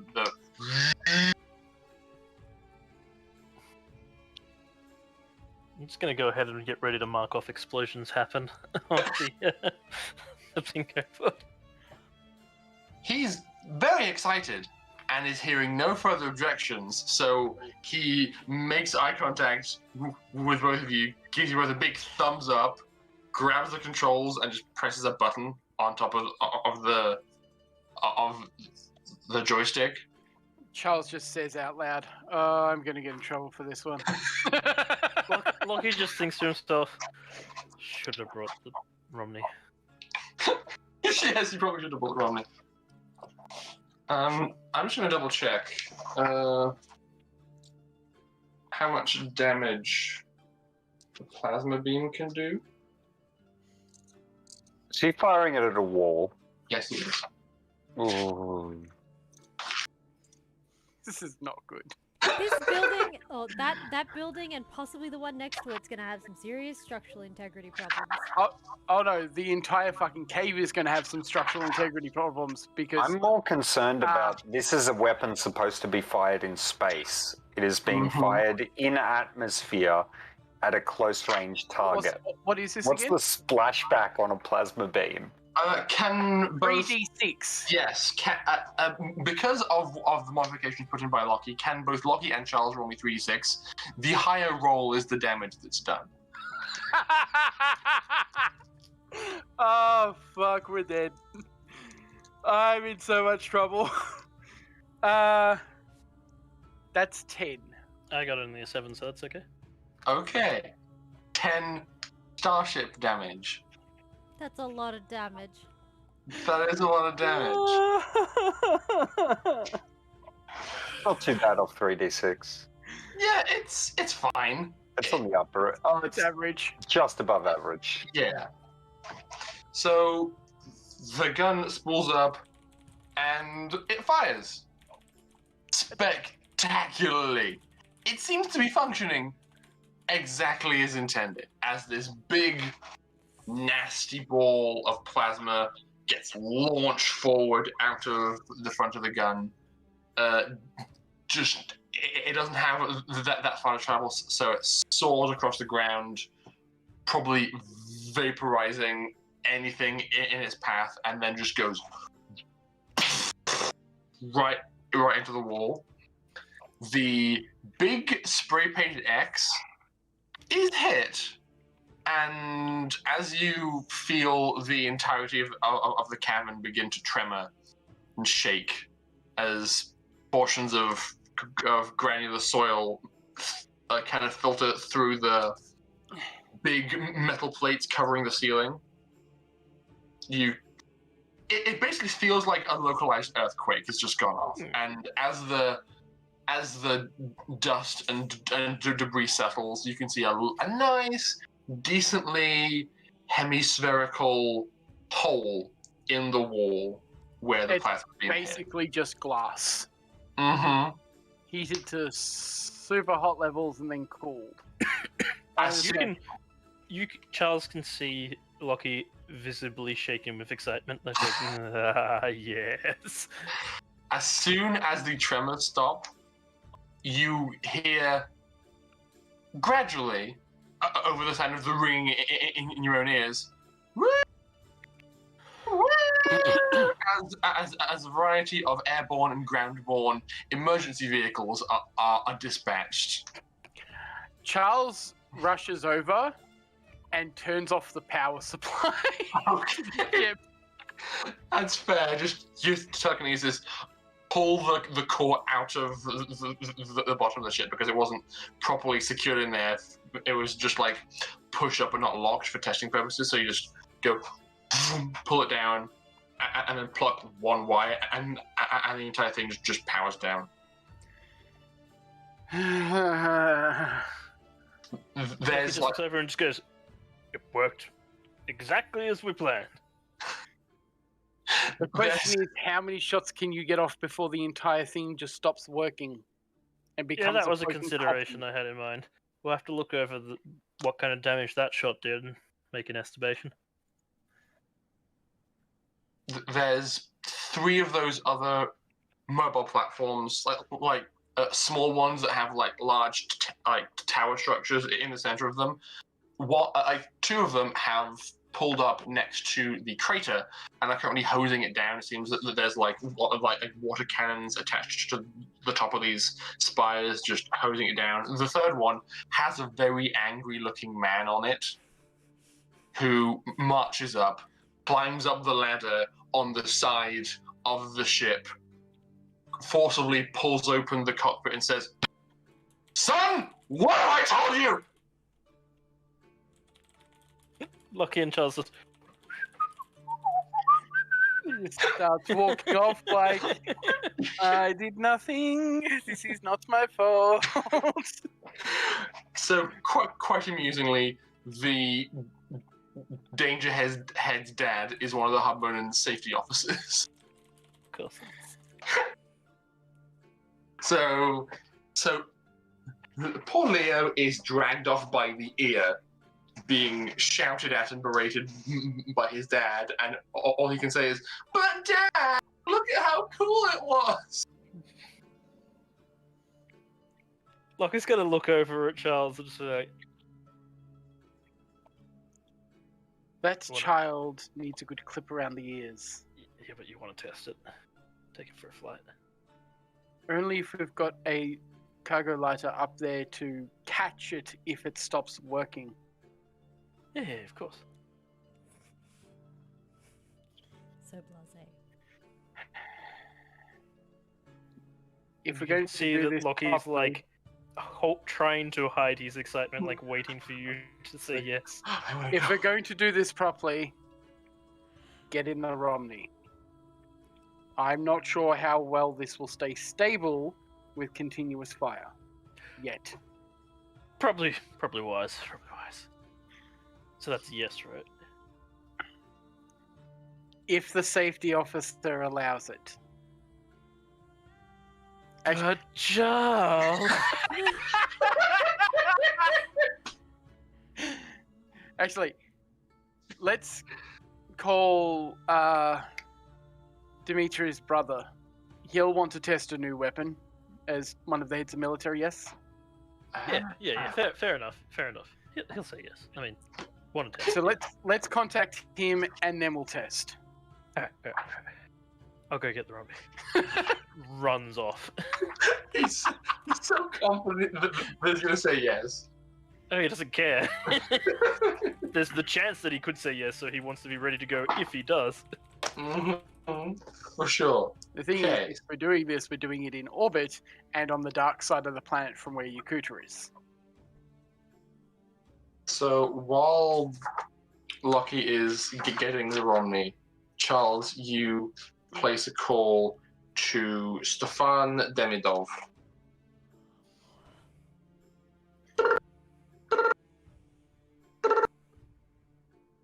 Da. Greetings. I'm not sure if we've met. This is Dr. Charles Barker from the Milan. Oh, da, I hear about you. You take care of my baby brother. Thank you.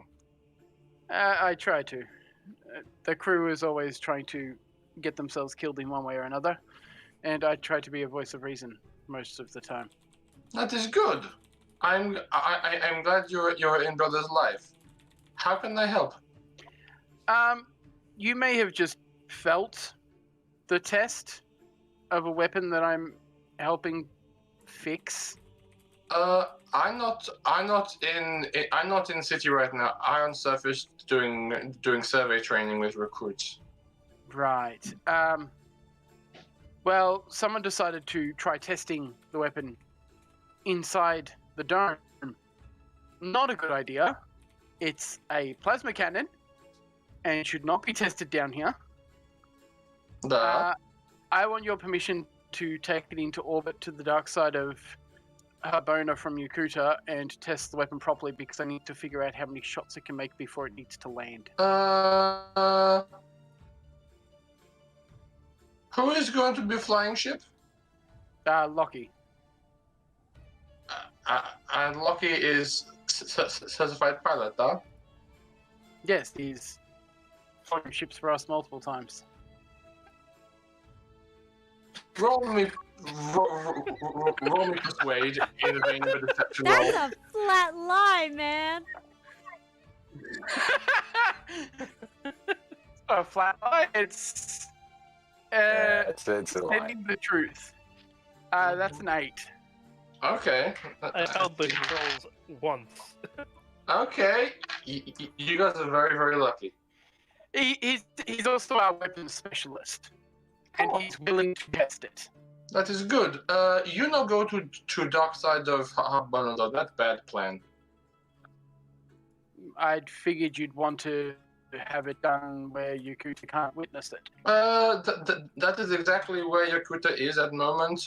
So we have settlement and control over one hemisphere of Harbona. Is the hemisphere where our planetary defense lasers are aiming. Yakootahn have holdout on opposite side of the planet. That is where front lines are. It is where we couldn't aim our guns to keep them from landing. Right. I will send you appropriate testing coordinates. Duh? Perfect. Thank you very much. Okay.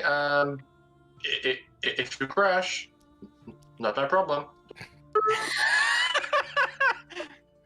I was just like, that's why I'm taking another ship up there, of course. How big would this ship fit within the glove Molotov? No. This ship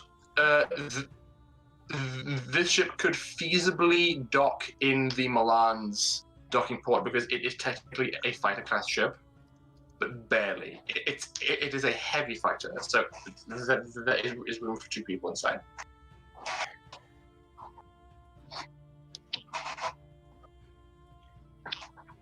I guess I'm going with him, and this is going to be painful. Yes. At that point, he's like, fuck it. Calls Pim.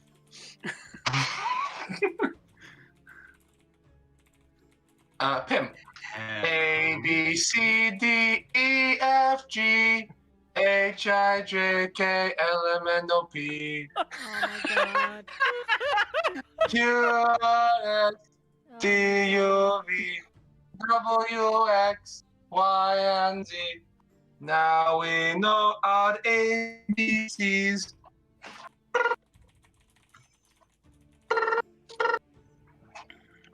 Hello. Next time, won't you? Pim. What was that?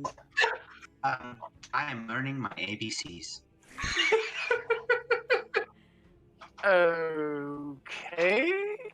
I'm just going to leave that there for now. It is actually quite fun. Why did you call? We've been given permission to test a weapon that I've helped redesign because the original design was going to get someone killed. I thought it was the intention of guns. It was going to get the user killed, not the target. Oh. I was just wondering if you could have a cargo lighter on standby for pickup just in case the ship stops working. Acknowledged. Go blow something up. I'm just going to shoot at the...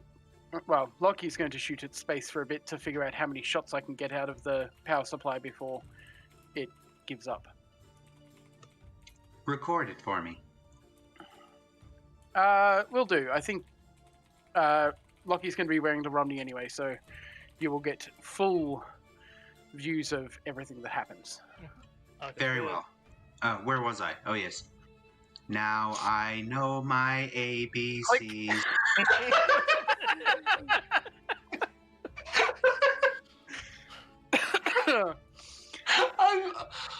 I love the fact that even though this was designed to be like single, standalone threads, the fact that they're crossing over at these points makes me so happy. So I'm gonna replace the wire that I took out. Mm-hmm. Sure. And start charging the ship again. Cool. To take off. Not long after that, a very enthusiastic Lockie comes running up, Romney helmet under his arm, going, "Oh boy, oh boy, oh boy, oh boy." Here I go killing again. Can we have a hydrate, everybody? Oh, I can do that. I actually have soup, so. Soup tray! Soup tray. Soup tray. Okay. So, after making sure that the ship is fully in order and everything is securely fastened, unlike during the test flight. He does a quick scan of the ship to see if there's any damage to capacitors or anything from the test firing. Roll me science. That is a 7. All seems fine. Okay. Fine. Now, you do have the option of putting on a vac suit, Dr. Charles, if so you wish. I will be doing that. Okay. But I will also be layering my armor on top. Fair enough. You, to take five minutes while Lockie squeezes himself into the cockpit that probably wasn't designed to fit someone wearing quite as much armor.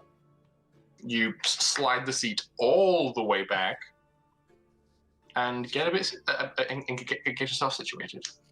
Yeah, definitely tight with Lockie as well, being his height. Mm-hmm. Can you roll me vehicle space, please, Lockie? Sure can. That's a 10 on the dice. Okay. Which makes it a 9. I was going to say, Alright. can I try to assist him? Add what stat? At this point, it's intelligence because you're just in the cockpit trying to get your bearings of what's where. Yep, so it's a 9. Okay. You are trying your best to remember that brief lesson you were given by Tazi all those months ago about pushing forward goes down, pulling back pulls up, turning side by side, throttle, pitch, all that jazz, and you're like, okay, I think I can do this. You think you can do this? I think I can do this. And after about 5 minutes of putting on a backseat, Charles joins you in the wingman seat, which is behind you and just raise up a bit. Think Death Glider. I was going to say those cool drop ships from Star Wars: The Clone Wars. Alright, yep. Death Glider, Pelican, all of them have that back seat that's a bit higher. Indeed, yes, that too. And after you are fully situated, you put forth a request to launch. The platform adjusts to this immediately. It pivots and adjusts and slides down the wall section to a large hole in the side of this cavern. Mm-hmm. As you are positioned next to the hole, a series of running lights along the length of this shaft kind of go, and you can see that it's actually a really large tunnel that leads away from this large cavern that you're in. And as you're sitting there, you hear a call from the tower saying, wait, what call sign would you have given them for yourself? Oh.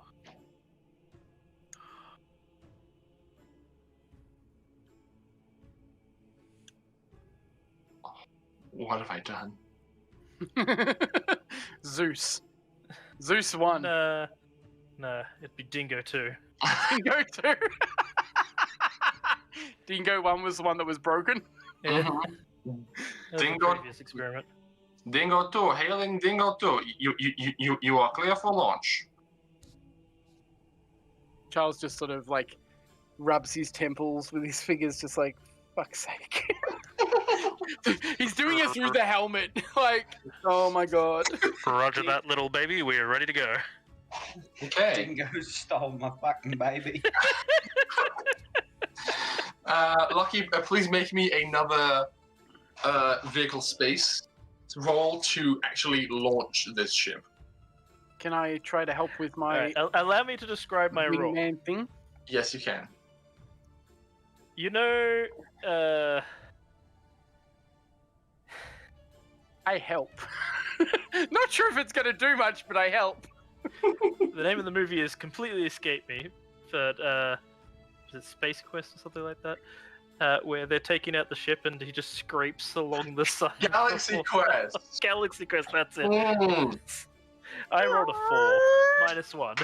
Oh, honey, So I rolled a no. 3. So you get a 4. Okay. Fortunately, the way in which this ship is designed, and would have to be designed to take off appropriately, is kind of that of a Harrier jump jet, where there's big downward engines that go and allow the ship to make a full-on vertical takeoff. So you are able to press the buttons to go for vertical takeoff. It's hovering, you're like, okay, good to launch.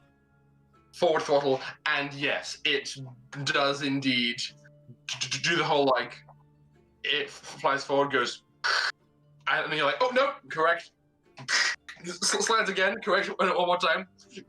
More scraping. Charles, you can see the flecks of paint and metal just grinding against this hard stone and flaking off behind you as you go, leaving trails of sparks in your wake. I should have got Dimitri for this. I'm going to die. And Lucky, just as you managed to like stabilize ever so slightly, you realize you were flying directly towards a wall. This tunnel just terminates and doesn't seem to have any ending. And just as you're like, oh no, I'm gonna look away, a curtain of soil just opens in front of you. You fly through it, just like with the ceiling, and you're kind of launched out into the sky. As we hit base, he's just gonna, like a glove. I am never flying with you at the controls again. Probably a smart decision. Now let's test this puppy out. I send him the coordinates that were sent to me for the testing area. Okay. I would just like fly here. Lucky, please roll me navigation to get there. Can I help with that one? Yes, you may. That's alright, it's a 9. Okay. Oh, wait. An 8. -1. Mm-hmm. That's a +1, so it's a 9. Okay. You are able to, after a little bit, get your bearings. You figure out which one of these little doodads is the actual compass as it controls. You go, okay, that way. And you just haul ass in that direction. You have never been directly in control of anything that goes this fast before. I mean, you have a kind of a bit flown a ship, but it's always hard to see perspective in space. But you're seeing mountains and dunes whizzing by at alarming speeds, and it's thrilling. Oh yeah, I'm loving it. Charles is like sitting there with his eyes closed, and he's like white knuckled to the chair, just like, I'm gonna die, I'm gonna die, I'm gonna die, I'm gonna die, I'm gonna die. Yeah, Lucky doesn't understand the concept of ease off the throttle.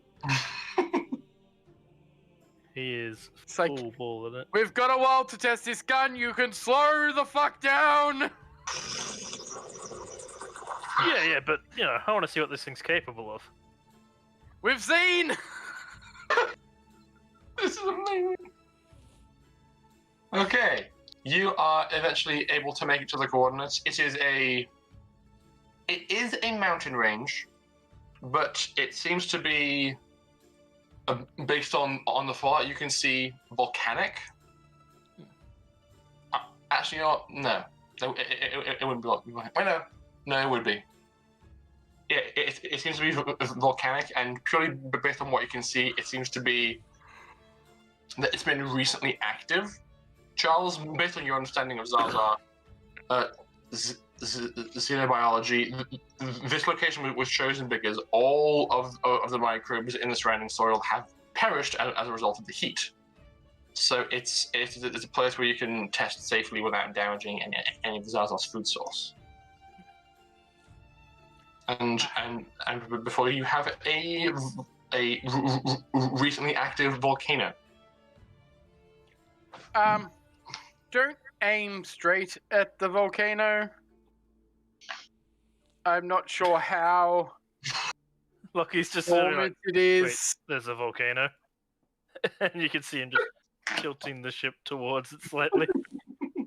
No, away from there. Do the right. I'm just kidding. Though it would be cool. I point at like a mountain in the distance, sort of thing. I'm like, fire at that. Alrighty. Test fire number 1. Okay. And I start recording on my scanner. Lockie, please roll me combat gunnery. That I can do. Mm-hmm. Just 2d6 or as a shot? As a skill check. Okay. That is only a 7, actually. Only a 7. You are able to spool up the weapon all by yourself and can get a shot off. It's perhaps not quite where you want it to land, but it impacts in the mountain range. You can see the thud, the smoke, the debris, the rock slide you cause off in the distance where the impact. The weapon seems to be operating fine. You gotta hydrate. Should we test a rapid fire? I'm like still reading the readouts, and I'm like, sure, fire again. Keep fire it again. Okay, so is the intent to just fire again and again and again and see how it reacts? Yes. First I'm going to do like a 3-round burst. Okay. Just to see, like, I want to test it bit by bit. I don't want to just go ham and blow us up, because Charles will be upset with me. That one is 11. Okay. You do begin to see that if you were in a real combat situation, firing frequently is best. And so, as you are maintaining, actually, you know what? Because you're rapid firing, also roll me vehicle space, as you are having to maintain stability as you are firing at the same time. Oh, that's actually a 9. Okay, you have kind of roughly got a handle on things now that you're actually in the air and are done launching. So you're able to maintain stability. Fire 1, gun spools back up. Fire 2, fire 3. All 3 shots go off more or less where you intend to aim them, and the gun seems to be doing its job. It seems okay. So scans are showing no degradation at the moment? Not at the moment, no. Keep going. Alright. You need to make sure this reactor can hold up to sustained fire if we need to defend the planet again. I'm going to do a suppressive fire burst along the ground, like just kind of like carpet blast an area. Okay, yeah, sure thing. One more roll, please. That is 8. 8? Okay. 8. Yes, 8. Your ability to operate the gun is not in question. The gun itself, unfortunately, does begin to cause issues. As you are like full on holding down the trigger and just going, as it's just like creating like crater after crater after crater of sprays of sand and soil up in the air as you fire across the ground. Charles, you do begin to see like a performance dip, and as you continue to fire, the shots get smaller and weaker. Yep, and like hold. Yep, let's stop firing. Let it recharge a bit. Give me a sec. Do a couple of scans on the main power conduits and stuff just to make sure that they're running right. Yep. Roll me science, please. That's at 12. 12. Yeah, okay. You have more or less locked down what the issue is. There is a series of conduits that are running a bit hot and therefore are not recycling power as quickly as it needs to be for that kind of speed. If you were to fix, you just need to add some more localized coolant measures in that part of the core. Okay. It looks like I start making notes. I'm like, it looks like if we have some more heat sinks and maybe a coolant bay on a particular part of the power conduit, we should be able to get more sustained fire. Yeah. But as it is, we got 10 minimum plasma cannon rounds off before I saw any dip in performance. Mm-hmm. I think if I make some improvements, we'll come back out and test again, but I think that is a perfect test for now. Yeah, I think it can hold up. I mean, even just doing some quick bursts like that should work out. Especially when they're not going to be expecting a capital-sized gun on a ship this small. Exactly. See, told you it'd work out. Yes. Now you just have to land it. Can you both roll me luck saves, please? Luck save. Audible no. gulp from Lockie. Luck save, eh? That's a 19, so I got that one. I also got a 19. Okay. Do I have any DM rerolls? You do? You do. You use the last two. This one's mine. Don't you touch it. I did use last year. Good. I was just thinking. No, you could use it. That would be a good place to do a one for There's dramatic effect. only No, it's fine. one left for the DM I'll- rolls. I'll save that for Ash. It would be mean to I will give him another DM roll on Sunday. Use it if you wish. Nah, it's all good. I was gonna If say, you want the drama, use it. I will give you a reroll if you wish. I do want the drama, so yes, I'm going to ask Charles. I'm forcing you as the DM to reroll that luck save. Oh dear. Sucked in. Well, shit. That's a 9, which means I'm off by 2. Okay. So 3. Fuck. So you guys are all like, yeah, perfect test fire. This is great. This is fine. What the hell is that? Lockie, there is an engine failure.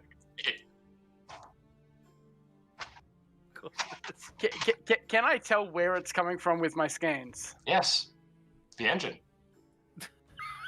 Any particular part of the engine? Roll me science yet again. It's a 7. 7? It's taking you longer than you would like. You have a scan up of the engine and you're just like frantically scrolling through. Meanwhile, Lockie, you are off course and are kind of falling a little bit. The engine is not outputting enough power to maintain flight at this moment. Oh, and we're in low orbit, so... You are beginning to re-enter the atmosphere. Charles? Dangerously. Yes? Charles? Yes, what? I'm trying to figure out what's going on! Yeah, that part. You might want to do that quickly. I Real start quickly. rerouting power from the weapon to the engines. Okay. I hold on and try and level us out at least so we can glide down. Roll me, Lucky, roll me vehicle space. Charles, I'll need tech astronautic. So it's not so we much a really need glide. Dimitri for this. This is just like... Oh no, that was actually pretty good. Yeah, it's not so much a glide as it is a steep descent. That's a 9. Yeah, mine was a 6. Okay, But so... also a -1, so a 5. For the sake of beautiful narratives, you guys are both panicking. There's probably more than a bit of screaming between the two of you as you with heat trails burning up past you, you re-enter the atmosphere. You are more or less, at this point, plummeting directly towards the Earth of Harbona. Charles, you are sweating bullets as you've pulled like a panel off the side of the rear cockpit, just like going, I'm gonna have to do it manually, like panically trying to remember your training back at school, going, and just like bodging things up. Lucky, you're pulled back as hard as you can on the controls, but to no avail. You're still going down, and then like a spark of life enters the controls, and you just pull it back as hard as you can. Lucky, one more vehicle space roll, please, to salvage this. Can Fails I it, help with that crashes, one? TPK. Bless. That is exactly a 7. Okay.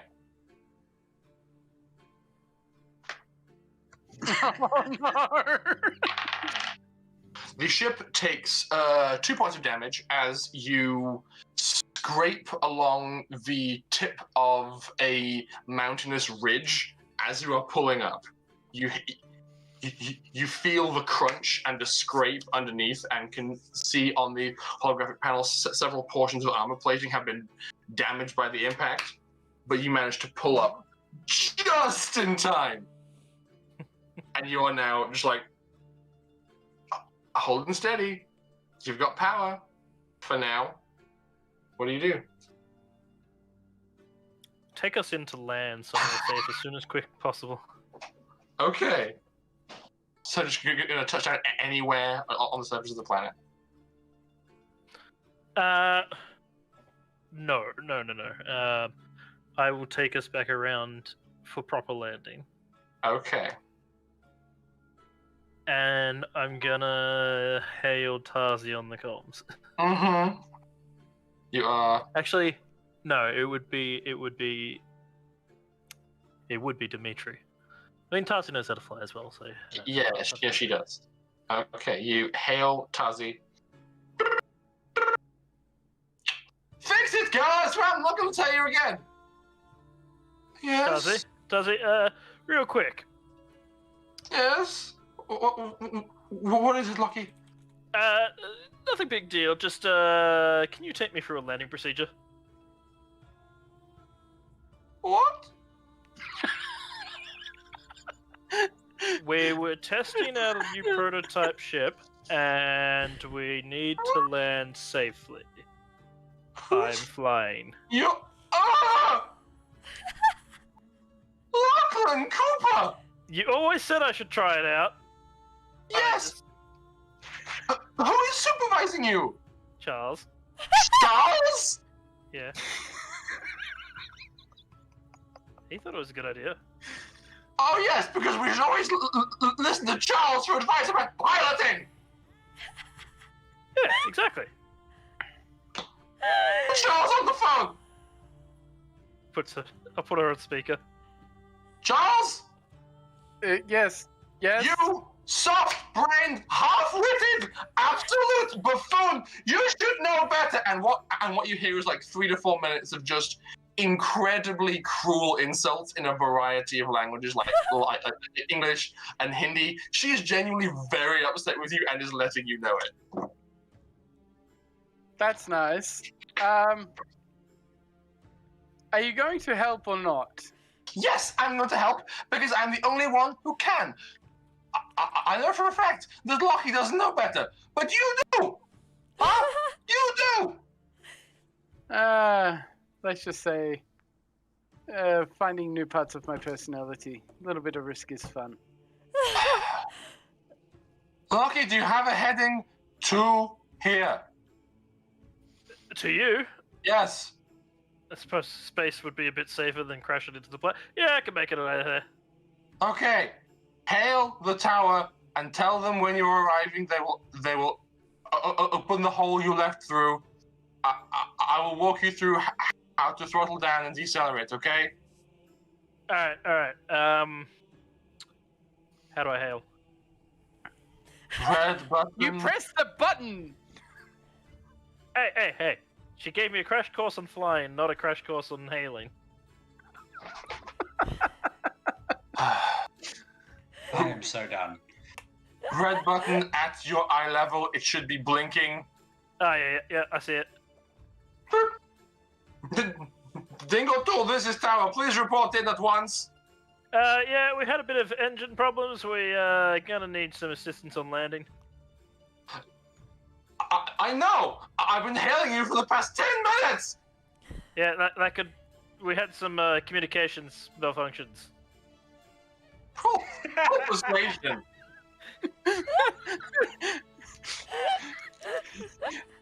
You just did the bloody equivalent of Fry did it. Like, So it goes more along the lines of, how you guys doing? The conversation's boring. Bang! anyways. That was a boring conversation anyway. Yeah, I rolled a 4. Okay. Which is -1, so... It does not sound like he believes you, but you are able to get nearer to where you're meant to be. Roll me vehicle space, but with advantage as you come into land.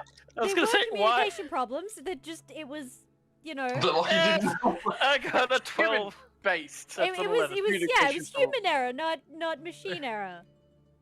Okay, you get very carefully coached into a very gentle, subtle, and careful landing. You are hovering for a good 2 minutes before they are confident that you can touch the ship down before you without dealing any more damage to it. Mhm. But you do so, and the ship is fine. And as you kind of stagger, as Charles staggers out of the ship, you can just see the green tuft of hair of Leo just off in the distance, shouting, "Yes!" He seems very happy with what's just happened. Charles sort of out to see that. gets down, leans on a box for a moment, going, "Oh, I didn't die. That's surprising." And as you say that, one of the panels of armor under the ship just goes and falls God. off. Look, he's looking. I can fix that. And just shoot Tazi a message of, so, more flat classes.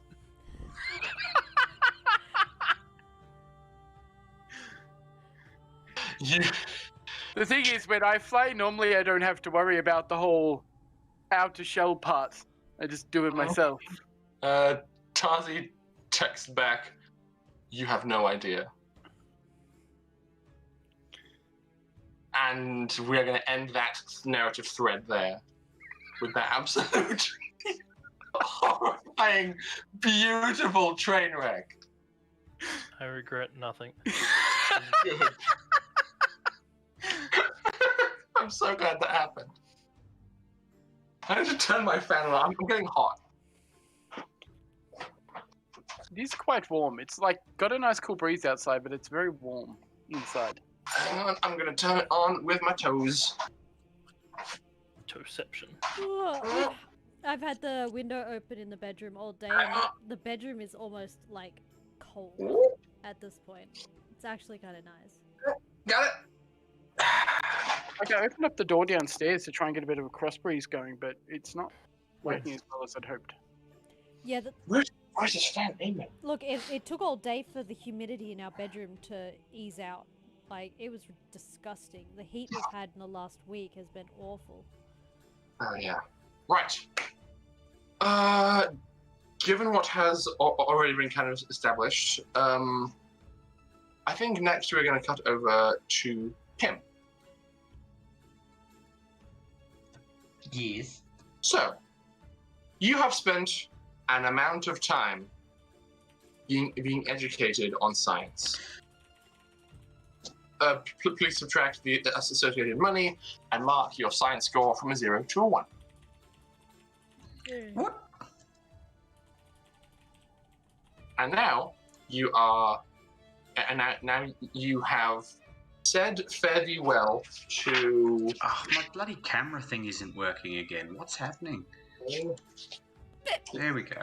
There we go. Pardon me. You have said farewell to Irina, who is actually a really sweet and lovely lady, but just did not understand the assignment. And now you just I think an appropriate scene is you have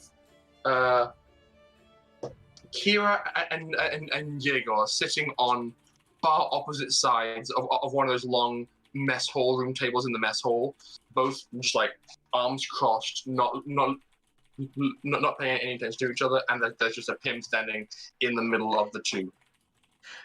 And there's another Pim at the other end of the table putting macaroni on a paper plate. Yeah, for sure.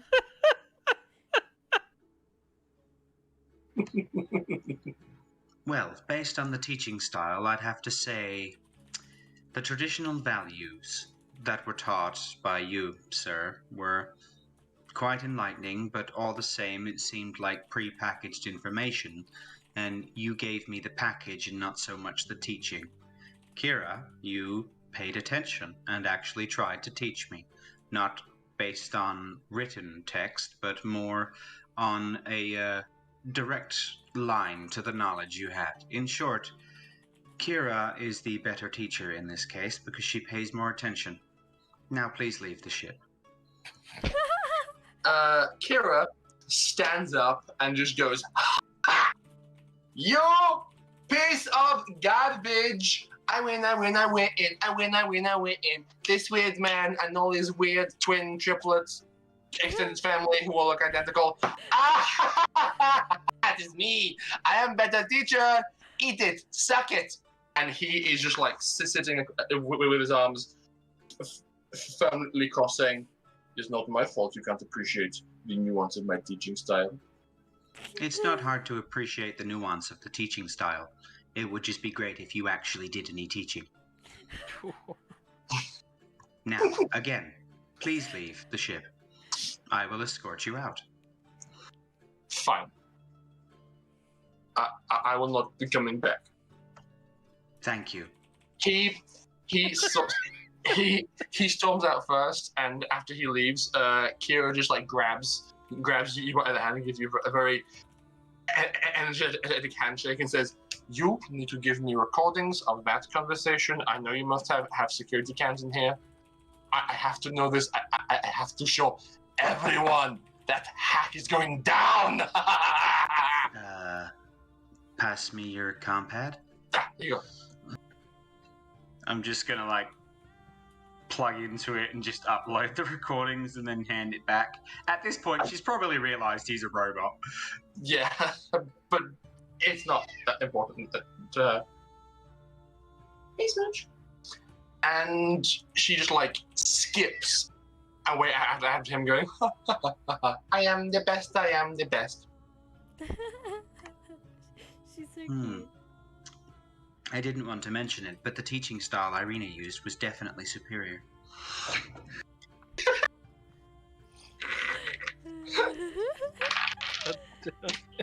Yeah, fair enough.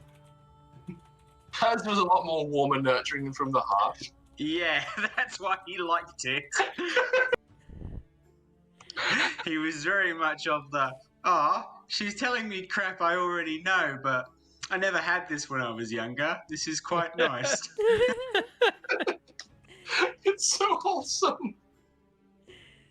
I like my ABCs. Round and round, round and round, round and round.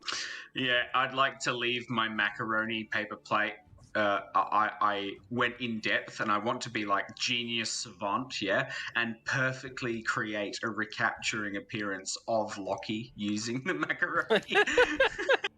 Not only is it a perfect recreation of Lockie, it's done entirely in a Fibonacci sequence of sized macaroni pieces. Oh my Like, god! some of the macaronis have been burnt slightly so they give them more of a shaded hue, so you can actually clearly see a textured face. He's like very carefully taking a blowtorch to it. Zoom, zoom. It looks like the intricacy of thousands of crop circles in one of his eyebrows. You know what? Screw it, Pim. Roll me artist. Alright. There's actual skill for this. Oh god, I rolled 2 1s earlier, I rolled crap earlier, I just rolled double 6s. Yeah, actually, when Jin walks by that, he's actually going to stop and just go, "Hey, Pim." Oh, wrong accent. Is this yours? Yes. This is really good. I can understand why they go sentient now. Sorry I was rude earlier. Actually, can I have this? I think this one's for Lucky, but how about I make one of you? Yeah, alright, that sounds good. I quite like this. So yeah, what follows is about 3 Pims, maybe 4, sitting at the table gluing macaroni to paper plates to try and make each member of the crew. Jin is going to join in. Hi, Jin. Oh, actually, I was going to say, but terribly. But then I went, no, actually, he probably wouldn't be bad. He spends his entire time dealing with small components. Can we just take a moment, Chris, to just revel in the idea that we're just going to be sat there gluing macaroni to paper plates, and then one of the other members of the crew is just going to walk in Yeah, well, I mean... and not know what's going on? So the thing is that Jin wouldn't have seen you as a person for most of the time. He would have seen you as a tool. But now that you're, like, doing shit with him, he's like, okay, cool, I get it now. I'm really sorry. And actually be nice about it. You know what? Fair I'm just going to say, you are both just still sitting in the mess hall, gluing this macaroni, and you can see walking by is Lucia. She's wearing like shorts and a singlet and has a towel around her neck. She's clearly like about to go and do a workout over at the gym. She like stops, sees that you're in there because no one normally goes into the mess hall on the ship, and just like pokes her head in and says, "What's going on?" I'm going to hold up the beginnings of a Lucia macaroni effigy. I've made like an alien landscape where the trees are like giant shade sail style lilies, but someone's run technical cables up it.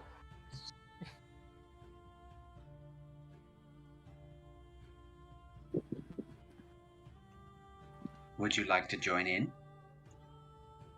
She like looks across at the gym.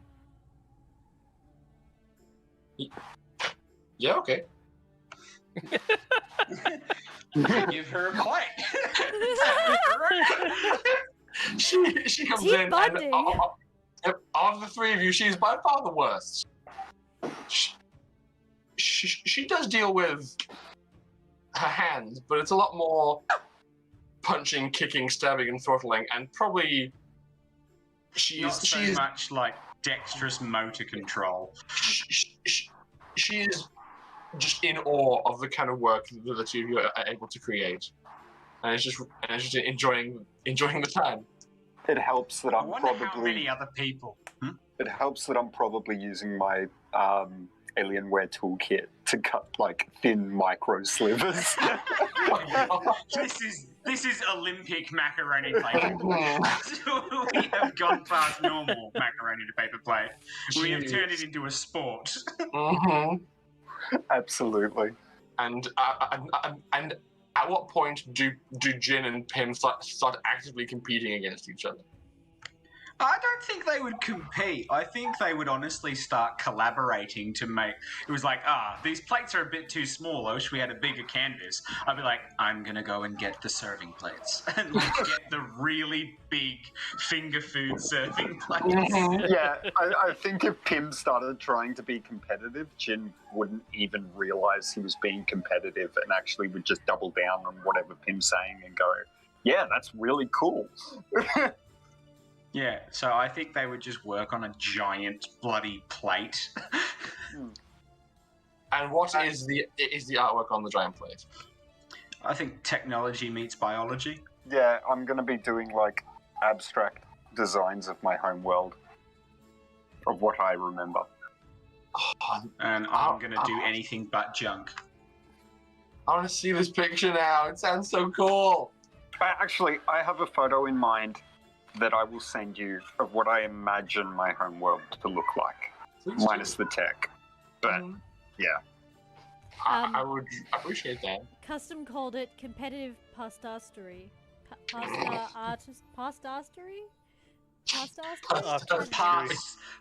Artistry. Part artistry. I can't words, okay? I tried. My goodness me. Okay. And finally, for the evening, we are going to cut back to Catalina. Oh no. I need to just quickly look at something.